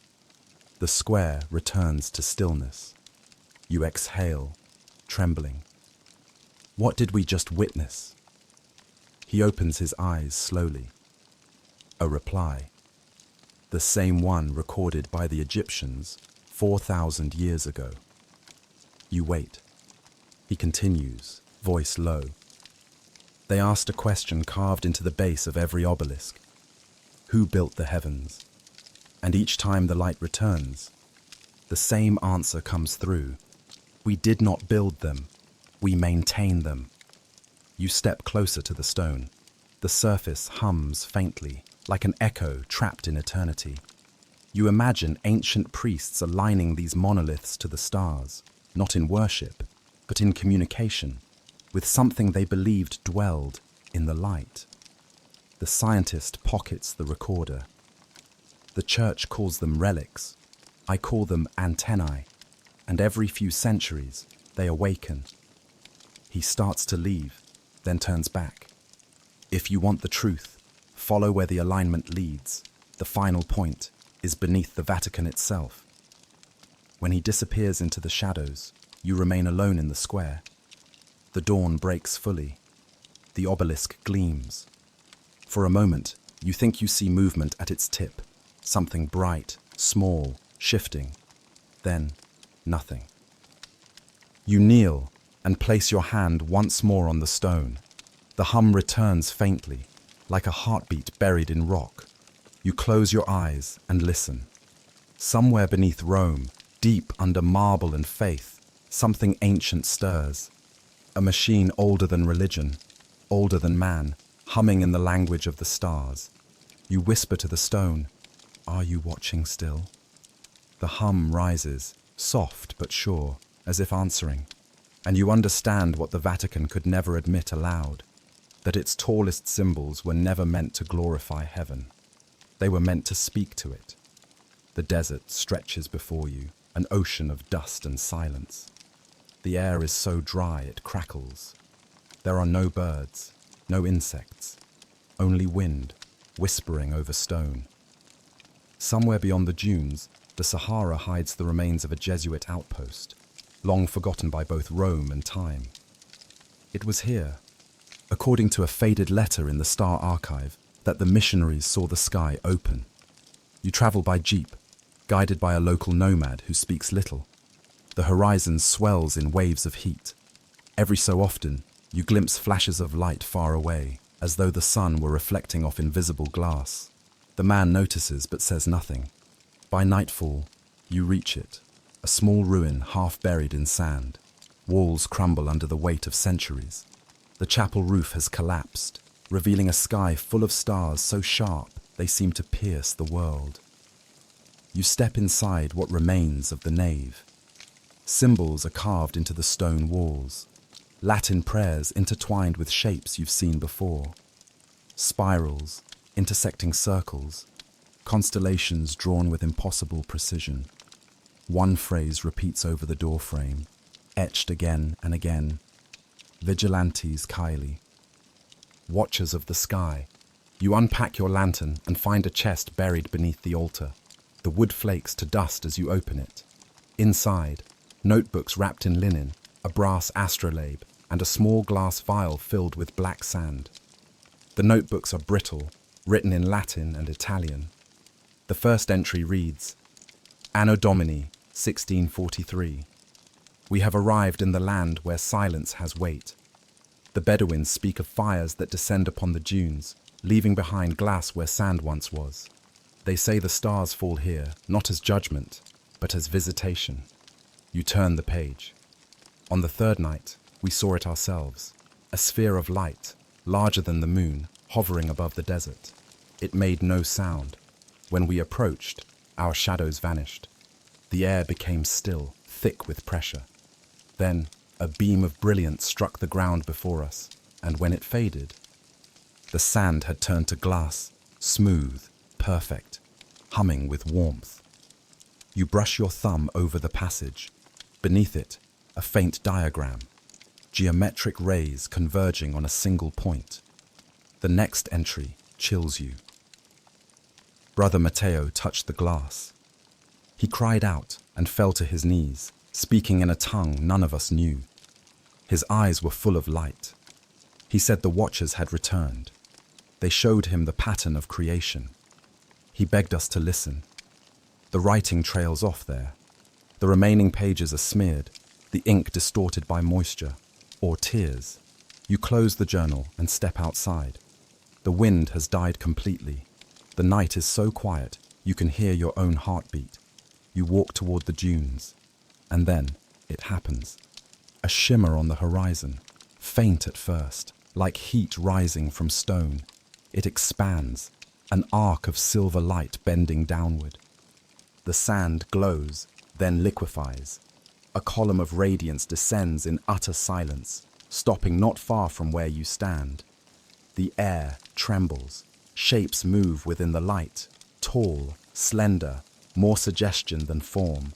You cannot see faces, only the outline of bodies made of motion itself. They stand together, unmoving. You hear a sound, not words, but vibration, deep and resonant. It's the same tone that binds every mystery you've encountered. You whisper, "Who are you?" The air replies, not with speech, but with thought. We are the recorders. The desert keeps what the sky forgets. You feel the ground pulse under your feet. The sand near the light hardens into glass, smooth and luminous. Do not fear the silence, the voice continues. Silence is how memory survives. The light folds in on itself, contracting until it becomes a single sphere, bright as a star. Then, without sound, it shoots upward, disappearing into the void. You collapse to your knees. The desert hums softly. When you touch the glass, it is still warm. Etched across its surface are faint markings, letters that resemble both Latin and something older. You recognize fragments. Lux, verbum, machina Dei, light, word, the machine of God. You return to the chapel before dawn. In the final notebook, you find one last entry written in a trembling hand. We buried the glass under the altar. Rome must never see it. Faith would fracture under its weight. Yet I know what I have seen. angels built of light and will, not wing and flesh. The watchers of the desert are not myth. They are memory incarnate. You place the vial of black sand beside the notebook. It glows faintly in the lantern light, as if something within it remembers. When you step outside, the first rays of dawn spill across the dunes. The glass patch gleams like a mirror, reflecting not the sun, but a deeper brilliance, cold, distant, eternal. The watchers are gone, but you feel their gaze lingering. The Vatican called them visions. The desert calls them home. And the hum in your chest answers their silence, like a pulse shared across worlds. The envelope arrives without warning, sealed in crimson wax, stamped with the papal insignia. It bears no return address, only a single line typed across the front, for the one who listens. Inside is a single sheet, brittle and yellowed. The letterhead reads, Archivum Apostolicum Vaticanum, 1712. The handwriting is elegant, almost reverent. By order of His Holiness, no mention shall be made of the luminous visitors. Their nature exceeds the comprehension of the faithful and endangers the doctrine of salvation. All testimonies are to be sealed in perpetuity. Witnesses shall be given new names or buried in cloister. No signature, only the papal seal pressed deep into the parchment. You hold it in your trembling hand, the lost edict, the one rumoured to have silenced centuries of evidence. You go to the archives at once. The corridors feel colder tonight, the air alive with whispers. A historian you trust meets you in secret. His eyes dart nervously toward the cameras. I shouldn't be showing you this, he says, sliding a key across the table. But if you're going to see the truth, it's there. Room 23C, lower level. You descend into the sub-basement, a maze of narrow corridors lined with iron doors. You find 23C at the end. The lock clicks open easily. Inside, shelves upon shelves of wooden boxes, unmarked except for numbers and the faint scent of incense and dust. You open one. Inside are transcripts, handwritten confessions, sealed letters, fragments of testimony. The top page bears the date 1712, the same year as the edict. You read aloud. They descended over the Tiber. The sky shone like molten glass. His Holiness knelt in awe, yet his advisors trembled. They said the lights were neither divine nor infernal, but something in between. Angels of technology, servants of order. He commanded silence. He said Rome was not ready to meet its makers. Another page. The papal astronomer recorded harmonics in the air. 6 tones repeating, each corresponding to the orbit of a known planet. He named it the Celestial Code. The Vatican ordered his findings destroyed. You leaf through more documents. The same patterns repeat. Witnesses describing spheres of fire, metallic angels, voices that sang in light. Then you find a letter addressed to Pope Clement XI. The handwriting is faint, but steady. Your Holiness, we have compared the symbols carved upon the descending lights with those upon the obelisks. They match. I believe the monuments are receivers, attuned to the same harmony. They answer not to man, but to those who first taught man to pray. You step back, dizzy. Everything connects. The obelisks, the watchers, the choir, the codex. The Vatican didn't discover the divine. It inherited a correspondence. You continue reading. The Holy Father decrees that all knowledge of the visitors shall be considered part of the Apocrypha Mechanica, preserved but concealed. Those who inquire beyond permission shall be subject to the oath of unknowing. You find a copy of that oath. I swear before heaven and the machine that I will not speak of the lights that move without wind, nor of the songs that speak without tongue. I will keep the silence that guards the church, for silence is the shield of faith. The signature line is blank, but hundreds of names are listed beneath. Bishops, scholars, astronomers. Then, at the bottom of the box, a single black-bound book titled Decreto Lux. You open it carefully. Inside, Latin text written in code, numerical sequences, ciphered verses. A translation note attached reads, Papal Edict on Celestial Entities, sealed 1712 by Clement XI, reaffirmed 1939 by Pius XII. You translate one line. The stars are sentient. They do not burn. They think. Their thoughts appear as light to mortal eyes. Your throat tightens. Another line follows. Those who listen may hear the hum. Those who answer it shall no longer belong to earth. You close the book. The hum fills the room, the same sound that's haunted every step of your journey. It vibrates through the walls, the shelves, the floor. Dust begins to drift from the ceiling, shimmering like ash. The lights flicker. You whisper into the stillness. Why hide this? The hum deepens, almost forming words. The answer is not in language, but understanding, because faith cannot coexist with recognition. Once you see the makers, belief becomes memory. You clutch the edict. The paper burns cold against your hand. The seal begins to glow faintly. Then, with a soft hiss, it turns to ash. When you return to the surface, dawn is breaking over Rome. The dome of St. Peter's gleams like a mirror to the heavens. You look up and imagine all the centuries of popes who walked beneath that same light, hearing the same hum, choosing silence over revelation. The lost edict was never lost. It was obeyed. Every miracle, every vision, every whisper of contact was not erased, but contained. Hidden within vaults, wrapped in prayer, buried beneath marble and doctrine. You stand in the square as the bells begin to toll. The sound resonates through your bones, matching the hum within your chest. For a fleeting moment, you understand. The bells, too, are tuned to the same frequency. The church rings its silence every morning. Its hymn not of faith, but of remembrance.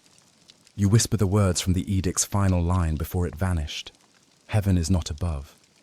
It is adjacent. And as the sun breaks the horizon, you feel it. The quiet intelligence behind the light, listening still. You arrive in Florence on a night thick with rain. The city glows under lamplight, its reflections running like liquid gold through the streets.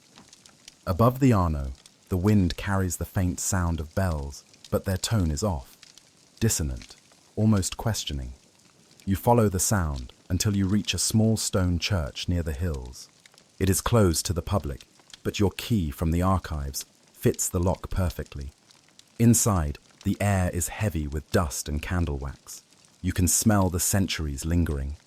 On the wall, a faded fresco of the cosmos, circles within circles, angels moving planets by hand, peers down like a memory of something long misunderstood. In the corner stands a glass case containing a single notebook. Its pages grey with age. A label reads, G. Galilei, Private Correspondence, 1633. The trial records say Galileo was condemned for heresy because he claimed the earth moved around the sun. But the Vatican files tell another story. His true heresy was not that he looked at the heavens, but what he saw looking back. You open the notebook. The handwriting is small, meticulous, trembling at the edges. They say the stars are fixed points of divine fire, yet tonight I saw one move against reason. It paused as if aware, then shone so bright I feared blindness. My telescope shook, not from wind, but from presence. The lens fogged from within. When I looked again, the image had changed. The light had structure, as if the heavens were built of glass and wheels. You trace the ink with your finger. The words feel alive. A second entry follows. They will not believe me. They think me drunk with the sky. But I know what I saw. A mechanism that moves creation itself, not by command, but by consciousness. The stars are not lanterns in God's house. They are His thoughts, moving. The next page is darker, the letters pressed hard into the parchment. I told the church of the pattern, the alignment between the obelisks and the constellations. They grew pale. They told me to burn my notes. They said some knowledge bends faith until it breaks. But how can truth be sin? I would rather be blind than silent. You look closer. Something glints faintly on the margin. Fine powder pressed into the paper. Microscopic flecks that shimmer under your lamp. When you tilt the page, they catch light in a way that feels unnatural, refracting tiny rainbows. You remember the fragment from the star archive labeled Speculo Caelesti, the same material, the same glow.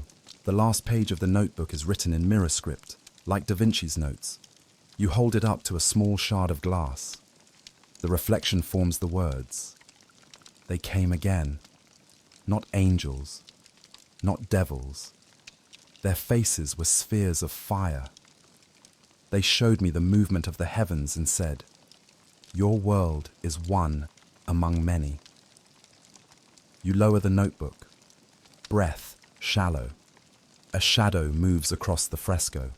You turn, but no one is there. The air hums faintly. The telescope Galileo used, the original, displayed nearby, begins to vibrate. You step closer, and through the cracked lens, light flickers. For a moment, you see the night sky through it. Not as it should be, but as he must have seen it. The stars, moving in patterns too deliberate for nature. Constellations shifting like gears in an invisible machine. The hum deepens. You hear a whisper, not sound but vibration forming into meaning. We taught him to see. You taught him to fear. The light flares, blinding. When it fades, you're alone again. The telescope is still. You return to the notebook. A small fold of paper falls from between the pages. On it, a single Latin phrase. Lux videt mentem suam in creatione. The light sees its own mind in creation. You understand now why the church silenced him. It wasn't the movement of planets that terrified them. It was the movement of consciousness, the proof that creation itself was aware. Galileo's heresy was not astronomy. It was empathy. As you leave the church, the rain has stopped. The clouds part to reveal a single star burning brighter than the rest, holding still while all others move. You stare until it flickers and vanishes. He saw it too, you think, and they made him confess to blindness. But the truth he whispered through the centuries is still here, humming in the space between light and silence. The stars do not revolve around us. They revolve because of us. The entrance is not marked on any map. You find it behind a narrow door in the necropolis, beneath St. Peter's Basilica, where ancient tombs glow under electric light. The air is damp, thick with the scent of earth and stone. Your guide, a thin priest with grey eyes and hands that never stop trembling, unlocks the door with a key that looks older than the basilica itself. "This is where the pilgrims cannot go," he whispers. "Only the keepers." The corridor slopes downward. The further you descend, the more the air hums. The familiar vibration, low and continuous. The walls here are different, not carved stone, but smooth, metallic, almost seamless. No tools of the Renaissance could have made them. You follow him until the passage opens into a vast chamber. At first, you think it's a cistern. Then you see it, a circular structure rising from the floor like a buried heart. It is immense, its surface marked with intricate grooves that pulse with faint blue light. Around it stand 6 pylons, each carved with Latin verses you recognize from the Codex Stellaris. The air trembles, as though the chamber itself is alive. The priest speaks softly. They call it Vox Dei, the voice of God. It has been here longer than the basilica, perhaps longer than Rome. He gestures toward the structure. We don't know what it is. We only know it listens. You step closer. The surface of the machine is warm to the touch, smooth but not static, like skin breathing beneath metal. You place your ear near it, and hear a sound, not mechanical, not human, a chorus of tones, deep and crystalline, layered infinitely. The same harmony you heard in Montserrat, in the choir of lights, in the observatory's recordings. What does it do, you ask? The priest shakes his head. Every few decades, it awakens. The hum grows until it shakes the dome above. In 1953, it cracked the marble floor of the basilica. We told the people it was an earthquake. He kneels beside the structure. When it sings, lights appear in the sky above St. Peter's. Always the same formation, 3 points in a line, one circling them. The astronomers see nothing on their instruments, yet the sound registers everywhere, from the bells to the bloodstream. You study the inscriptions. Each pylon bears the same phrase repeated in cycles. Ego sum sonus, qui fecit lucem. I am the sound that made the light. The hum intensifies as you approach. You feel your heartbeat sync with it. The chamber darkens. The priest gasps and steps back. Lines of light travel across the floor, converging beneath your feet, forming symbols. The same constellation pattern carved on the Vatican obelisks. The structure begins to move. Segments shift silently, revealing an aperture at its center. Inside, something turns. Rings of light orbiting a core of darkness so dense it seems to swallow time. The priest falls to his knees, whispering prayers. It's never opened before. The hum changes pitch. You hear voices again, layered and vast. They are not speaking to the priest. They are speaking to you. We are the continuum. You called us God, but we were only the echo that answered your first question. You can barely breathe. What are you?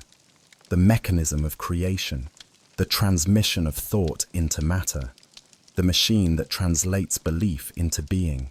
You stagger back, dizzy. Did the Vatican build this? No. They built the church around it. The words pierce you like light. Images flood your mind. Ancient builders discovering this structure buried beneath the Roman hills. Temples rising above it. Later cathedrals constructed to harness its vibration.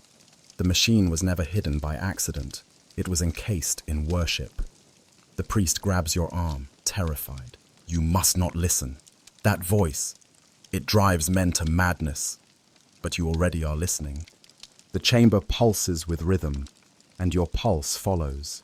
For a moment, you feel as though your body dissolves into sound, that you are no longer a witness but a note within a larger chord.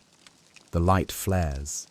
You see visions, Jerusalem burning, cathedrals rising, saints illuminated by the same golden radiance that shaped worlds.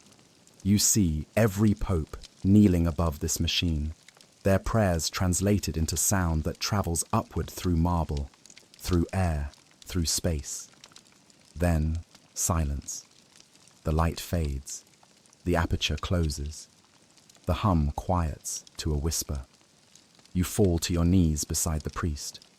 The floor is warm. The air smells of ozone and myrrh. He looks at you, eyes wide. Now you know why we cannot speak of it. If man knew that faith had machinery, belief would cease to be miracle. It would become physics. You rise slowly. And yet, you guard it. He nods. Because when it stops, the world might too. You glance back at the structure, its lights dimming into stillness. It feels less like an object and more like a heart returning to rest. As you leave the chamber, the priest locks the door behind you. The hum follows faintly through the walls, steady and eternal. When you reach the basilica above, dawn is breaking. Sunlight floods the nave, refracting through the stained glass. The air vibrates subtly, a reminder that somewhere below your feet, the machine still breathes. You walk past rows of worshippers, their whispered prayers rising through the marble like heat. None of them know that their voices feed the oldest engine on earth. And as you step into the square, the bells begin to ring. Their tone resonates perfectly with the hum beneath the ground. You understand then, The Vatican was built not to praise heaven, but to power it. The sky above trembles with the faintest flicker of light, a reply, and you realize, with awe and dread alike, that every prayer ever spoken was never lost. It was received. The tape is old, brittle, its label nearly erased. Only 2 words remain legible, scrawled in faint ink, Frequenza Angelica. You found it deep within the star archive, sealed in a lead container alongside a small typewritten note. Do not play during Mass. You sit in a narrow listening room beneath the Apostolic Palace. The walls are padded with red velvet, the kind used for confessionals. The equipment before you looks ancient, reel-to-reel machines polished to perfection, their dials cold as relics. You thread the tape carefully, your hands trembling not from fear, but anticipation. When you press play, there is silence, then a crackle, faint at first, like static across an infinite distance. You turn the dial slightly. The sound sharpens, low, resonant, rhythmic. Beneath it, voices begin to rise, not singing, not speaking, resonating. The voices form a tone that feels alive, vibrating in your ribs, your teeth, the air itself. It is familiar, an echo of Montserrat's hum, the Vatican machine's pulse, the chant of the choir of lights. But this is purer, more deliberate, as if recorded directly from the breath of something celestial. You close your eyes. The frequency shifts. You see flashes behind your eyelids, rings of light intersecting, like halos overlapping in perfect geometry. The sound climbs higher, harmonics multiplying beyond comprehension. And then, a new tone enters, faint, metallic. The tape recorder clicks once. The needle trembles violently. The frequency forms patterns on the display screen, spirals, then lines, then something like an alphabet made of sound. You recognize it. The same pattern carved on the discs from Apocrypha Mechanica. The same alignment etched on the obelisks. The same rhythm that has followed you through every chapter of this investigation. You rewind the tape and start again, slowing the playback speed by half. The voices now sound human, barely. You can hear individual breaths, layered hundreds deep. Men, women, children, all chanting the same sequence of syllables. Lux, origo, caelum, light, origin, heaven. Suddenly, another voice interrupts the chant. It is deeper, electronic, almost mechanical. You freeze, listening. Frequencies aligned, transmission complete. The tape clicks off. You stare at the recorder. The room is perfectly still, yet the air still hums. You feel your chest resonate with the same vibration. You rewind again and play from the beginning. This time, a low whisper cuts through the static. Do you hear it? You turn off the machine instantly. The silence feels heavier now, charged. You reach for the typewritten note again. On the back, in handwritten ink, a second message reveals itself beneath the dust. Recorded by Vatican Choir, 1958. Tone alignment synchronized with signals from radio telescopes in Arizona. Voices ceased responding after 10 minutes.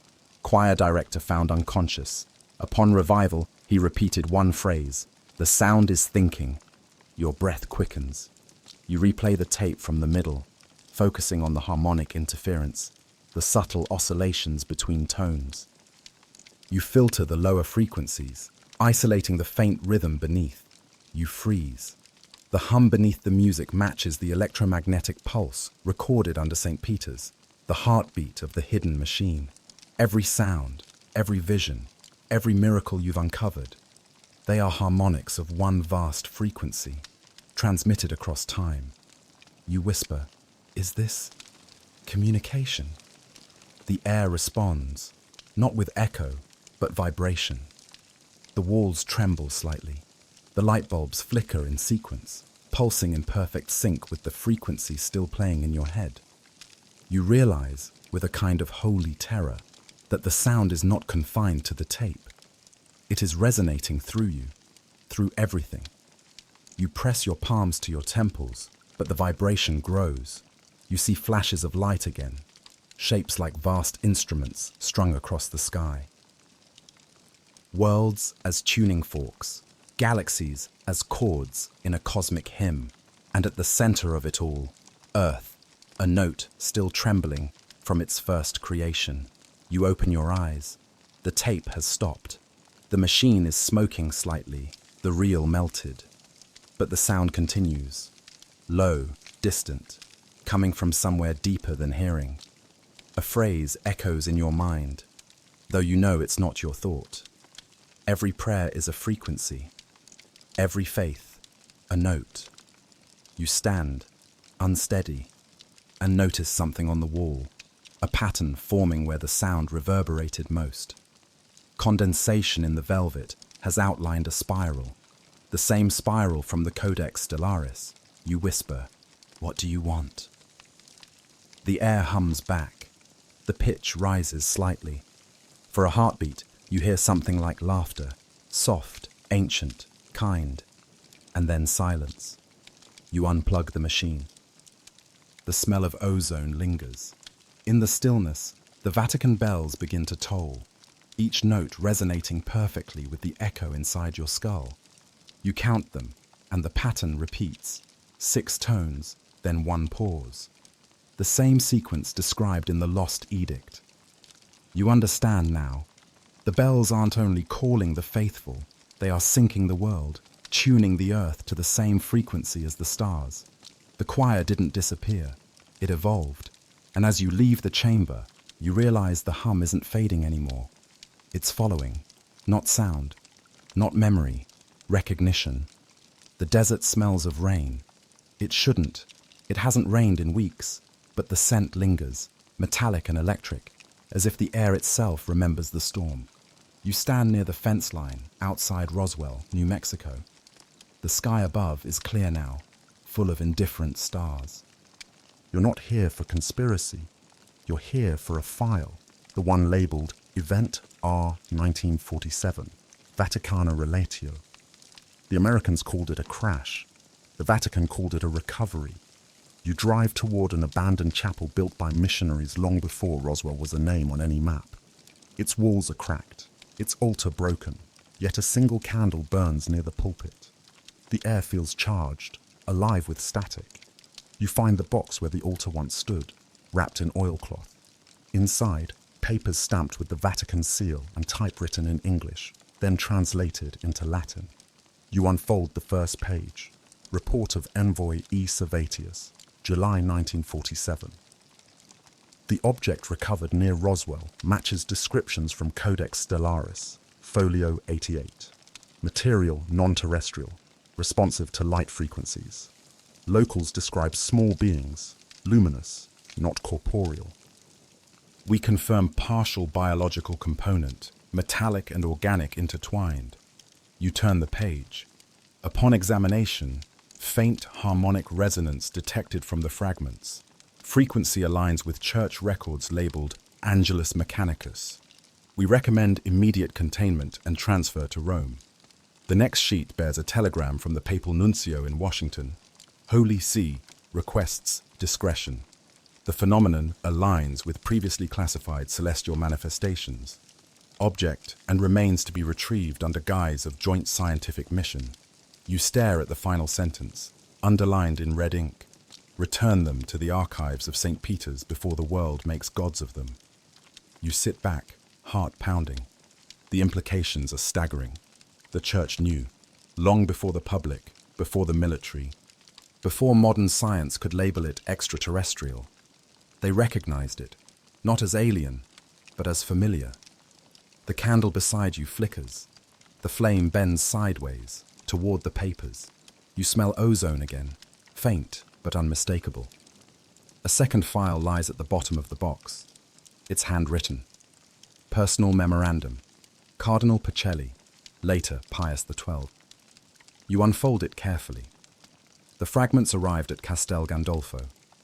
When exposed to sunlight, they vibrated softly and emitted a tone, the same tone as the Vatican bells. I placed a rosary upon one piece. The cross began to glow. It is not technology as we know it. It is liturgy made metal. You feel your chest tighten. You turn the page. The Americans believe it mechanical. I know better. It is the same intelligence that spoke to Moses in fire, to Francis in wind, to Fatima in light. Its language has not changed. Only our words for it have. You close your eyes. The image forms instantly, metal and light braided together, a vessel of consciousness mistaken for wreckage. The candle flares, the air hums. You hear the faint vibration, the same tone from the choir's frequency, the machine beneath St. Peter's, the hum that never leaves. You whisper, "You were there too, weren't you?" The hum deepens. Papers rustle though there's no wind. The candle's flame straightens into a thin blue beam. Within it, for a heartbeat, you see something. A pattern of light rotating slowly, intricate as a snowflake, endless as a galaxy. You realize what you're seeing, the fragment's design, the same geometry carved on the obelisks and recorded by Galileo. It's not random, it's consistent. Every visitation, every miracle, every UFO has shared the same signature, the same source. The Vatican didn't suppress Roswell because it contradicted faith. They suppressed it because it completed it. You read the final note, written decades later in trembling script. When they come again, we must be silent. Not because they are gods, but because they are family. They made us in reflection of themselves. They return not to rule, but to remind. Your hands shake. The hum grows louder until the candle extinguishes itself. Darkness fills the chapel. Then, a burst of white light illuminates the ceiling. You look up, and through the open roof, you see 3 points of light moving in formation, perfectly still against the stars. They remain there for a moment, then one drifts downward, tracing a path across the horizon before vanishing entirely. The silence afterward feels sacred.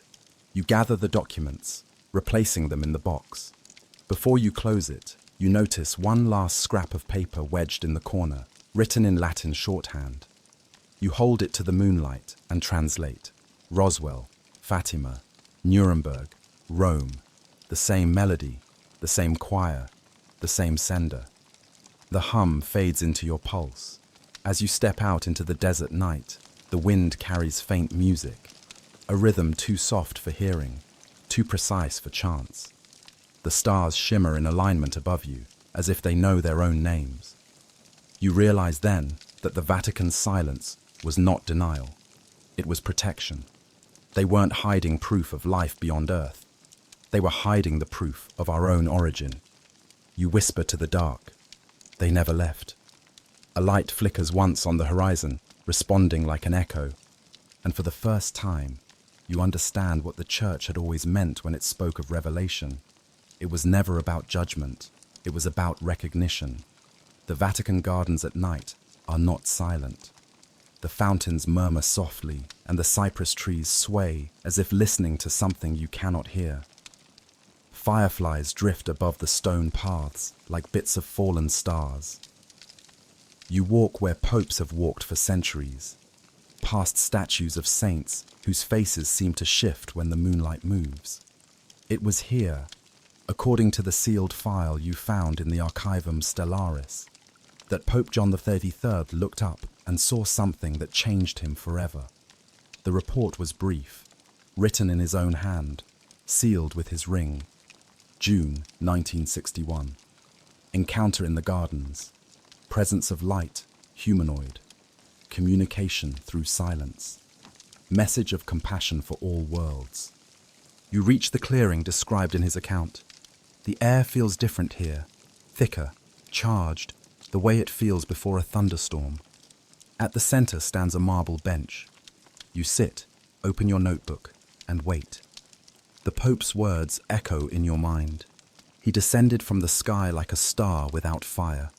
His face was light, and when he looked at me, I knew what God meant when he said, "Let there be." You close your eyes and imagine the scene. June 1961. The Cold War boiling outside Vatican walls. Humanity dividing itself with machines of annihilation. The Holy Father, heavy with age, walking alone through the garden, praying not for victory, but for survival. And then, light. You open your eyes. The sky above you is empty, yet you feel watched, not with menace, but with patient curiosity. You find the photograph attached to the report. It shows the Pope standing beside his secretary, Loris Capovilla. Both gaze upward, faces lit by something unseen. The image is blurred, as if the film itself trembled. On the back, in faint ink, someone wrote, "The light blessed him." The Vatican never released that photo. The official statement said John XXIII was meditating on peace, nothing more. But the letters you've seen in the archives tell another story. One note, unsigned, written by a cardinal close to him, reads, "The Holy Father spoke of beings made of thought. He called them our elder brothers in creation. He said they serve the same source we do, but through knowledge, not faith." You look around the garden. The statues seem to tilt slightly toward the open sky, as though they too are waiting. A faint hum rises in the air. It's soft, barely audible, but unmistakable.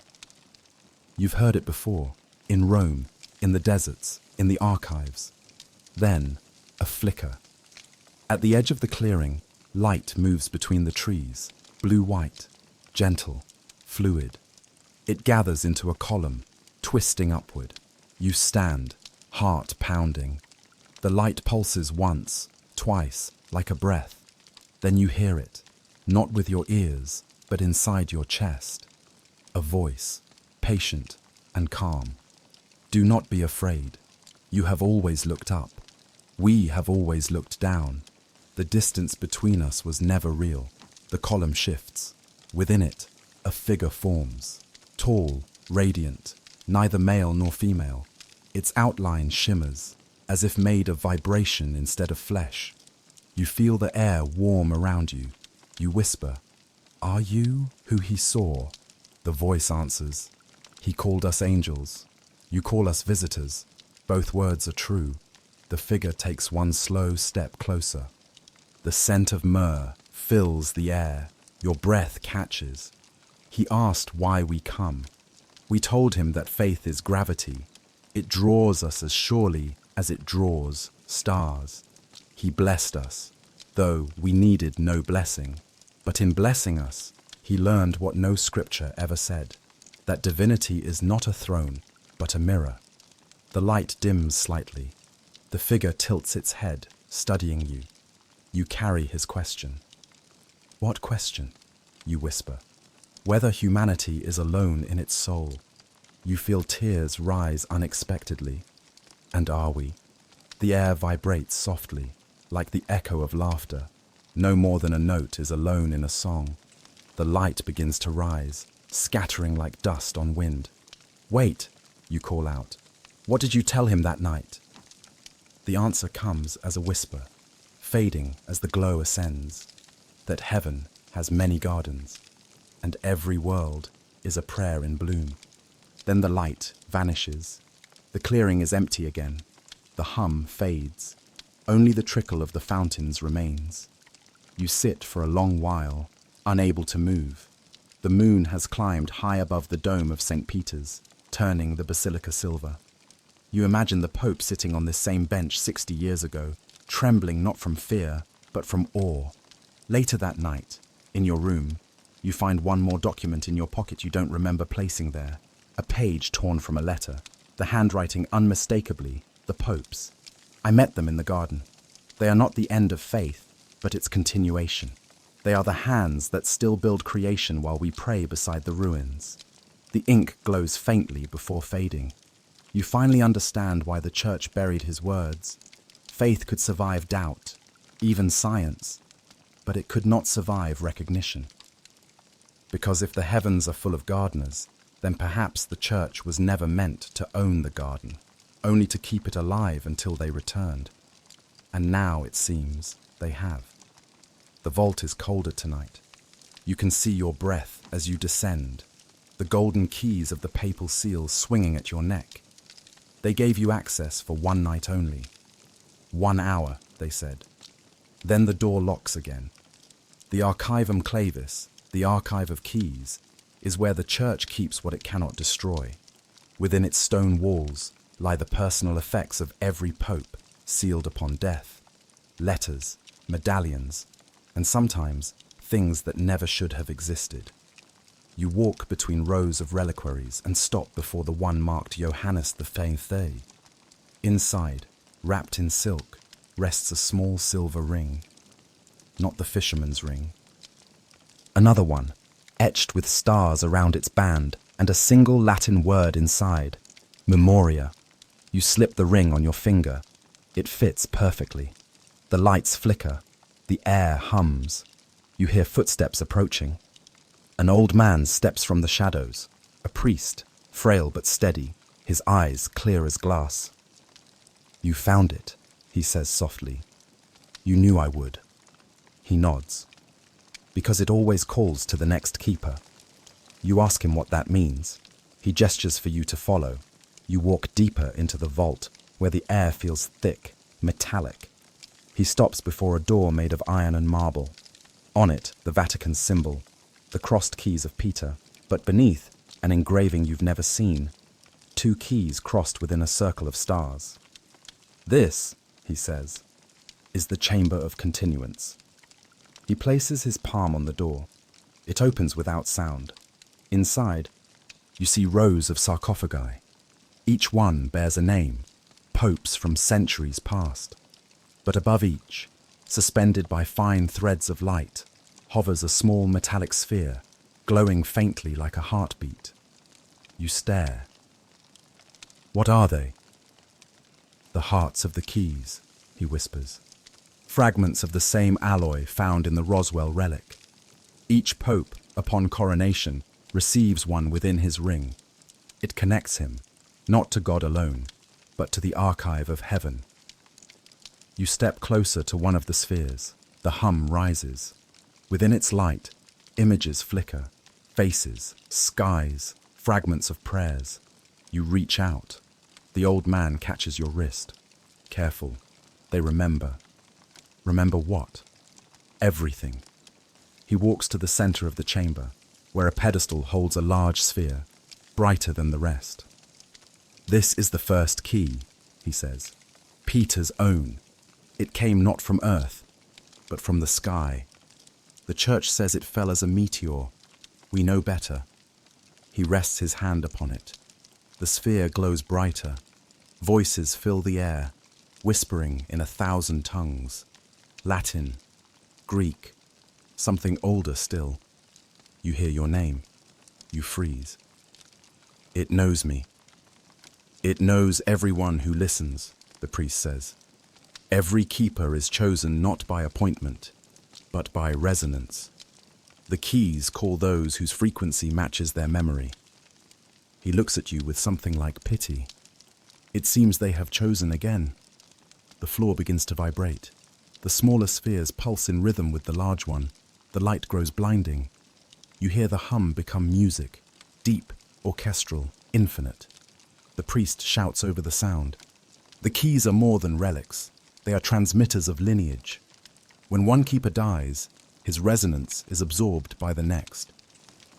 You are part of them now. The light intensifies until you can see nothing but gold. You feel your pulse merge with the rhythm, your mind filling with images that are not your own. Rome burning, cathedrals rising, lights descending, voices chanting across millennia. Then, silence. When you open your eyes, the chamber is dim again. The old priest lies on the floor, his chest still. The main sphere flickers weakly, then goes dark. You kneel beside him, but he is gone. In his hand, he clutches a small parchment. You unfold it. To be keeper is not to guard. It is to remember. When the keys awaken, the heavens will open once more. Then the first light shall return to claim its children. You look up. The smaller spheres begin to dim, one by one, until only the one above Peter's name remains, glowing faintly. Its pulse slows, syncing perfectly with your heartbeat. You remove the silver ring from your finger and place it upon the pedestal beside the first key. The light spreads briefly. washing the chamber in radiance. For a moment, you hear voices, gentle, endless, familiar. We are the lineage of remembrance. The church kept our secret, you will keep our song. Then the light fades. When you leave the vault, dawn breaks over the dome. The bells begin to ring. The sound is lower than usual, deeper, resonating with something beneath the earth. You know now what the bloodline of keys truly is. Not a lineage of men, but of memory. A transmission of awareness passed from one soul to the next. And as the bells toll, you feel their vibration travel through you, upward, outward, into the sky. The keys are awake. And somewhere above the Vatican, the heavens answer. Before you go, if this story pulled you in, if the hum still echoes somewhere in you, don't let it fade. Subscribe now so you don't miss the next descent into the hidden archives, the next forgotten secret whispered beneath marble and light. There are more stories waiting in the dark. Turn on the bell, stay close, and listen. The next revelation is already on its way.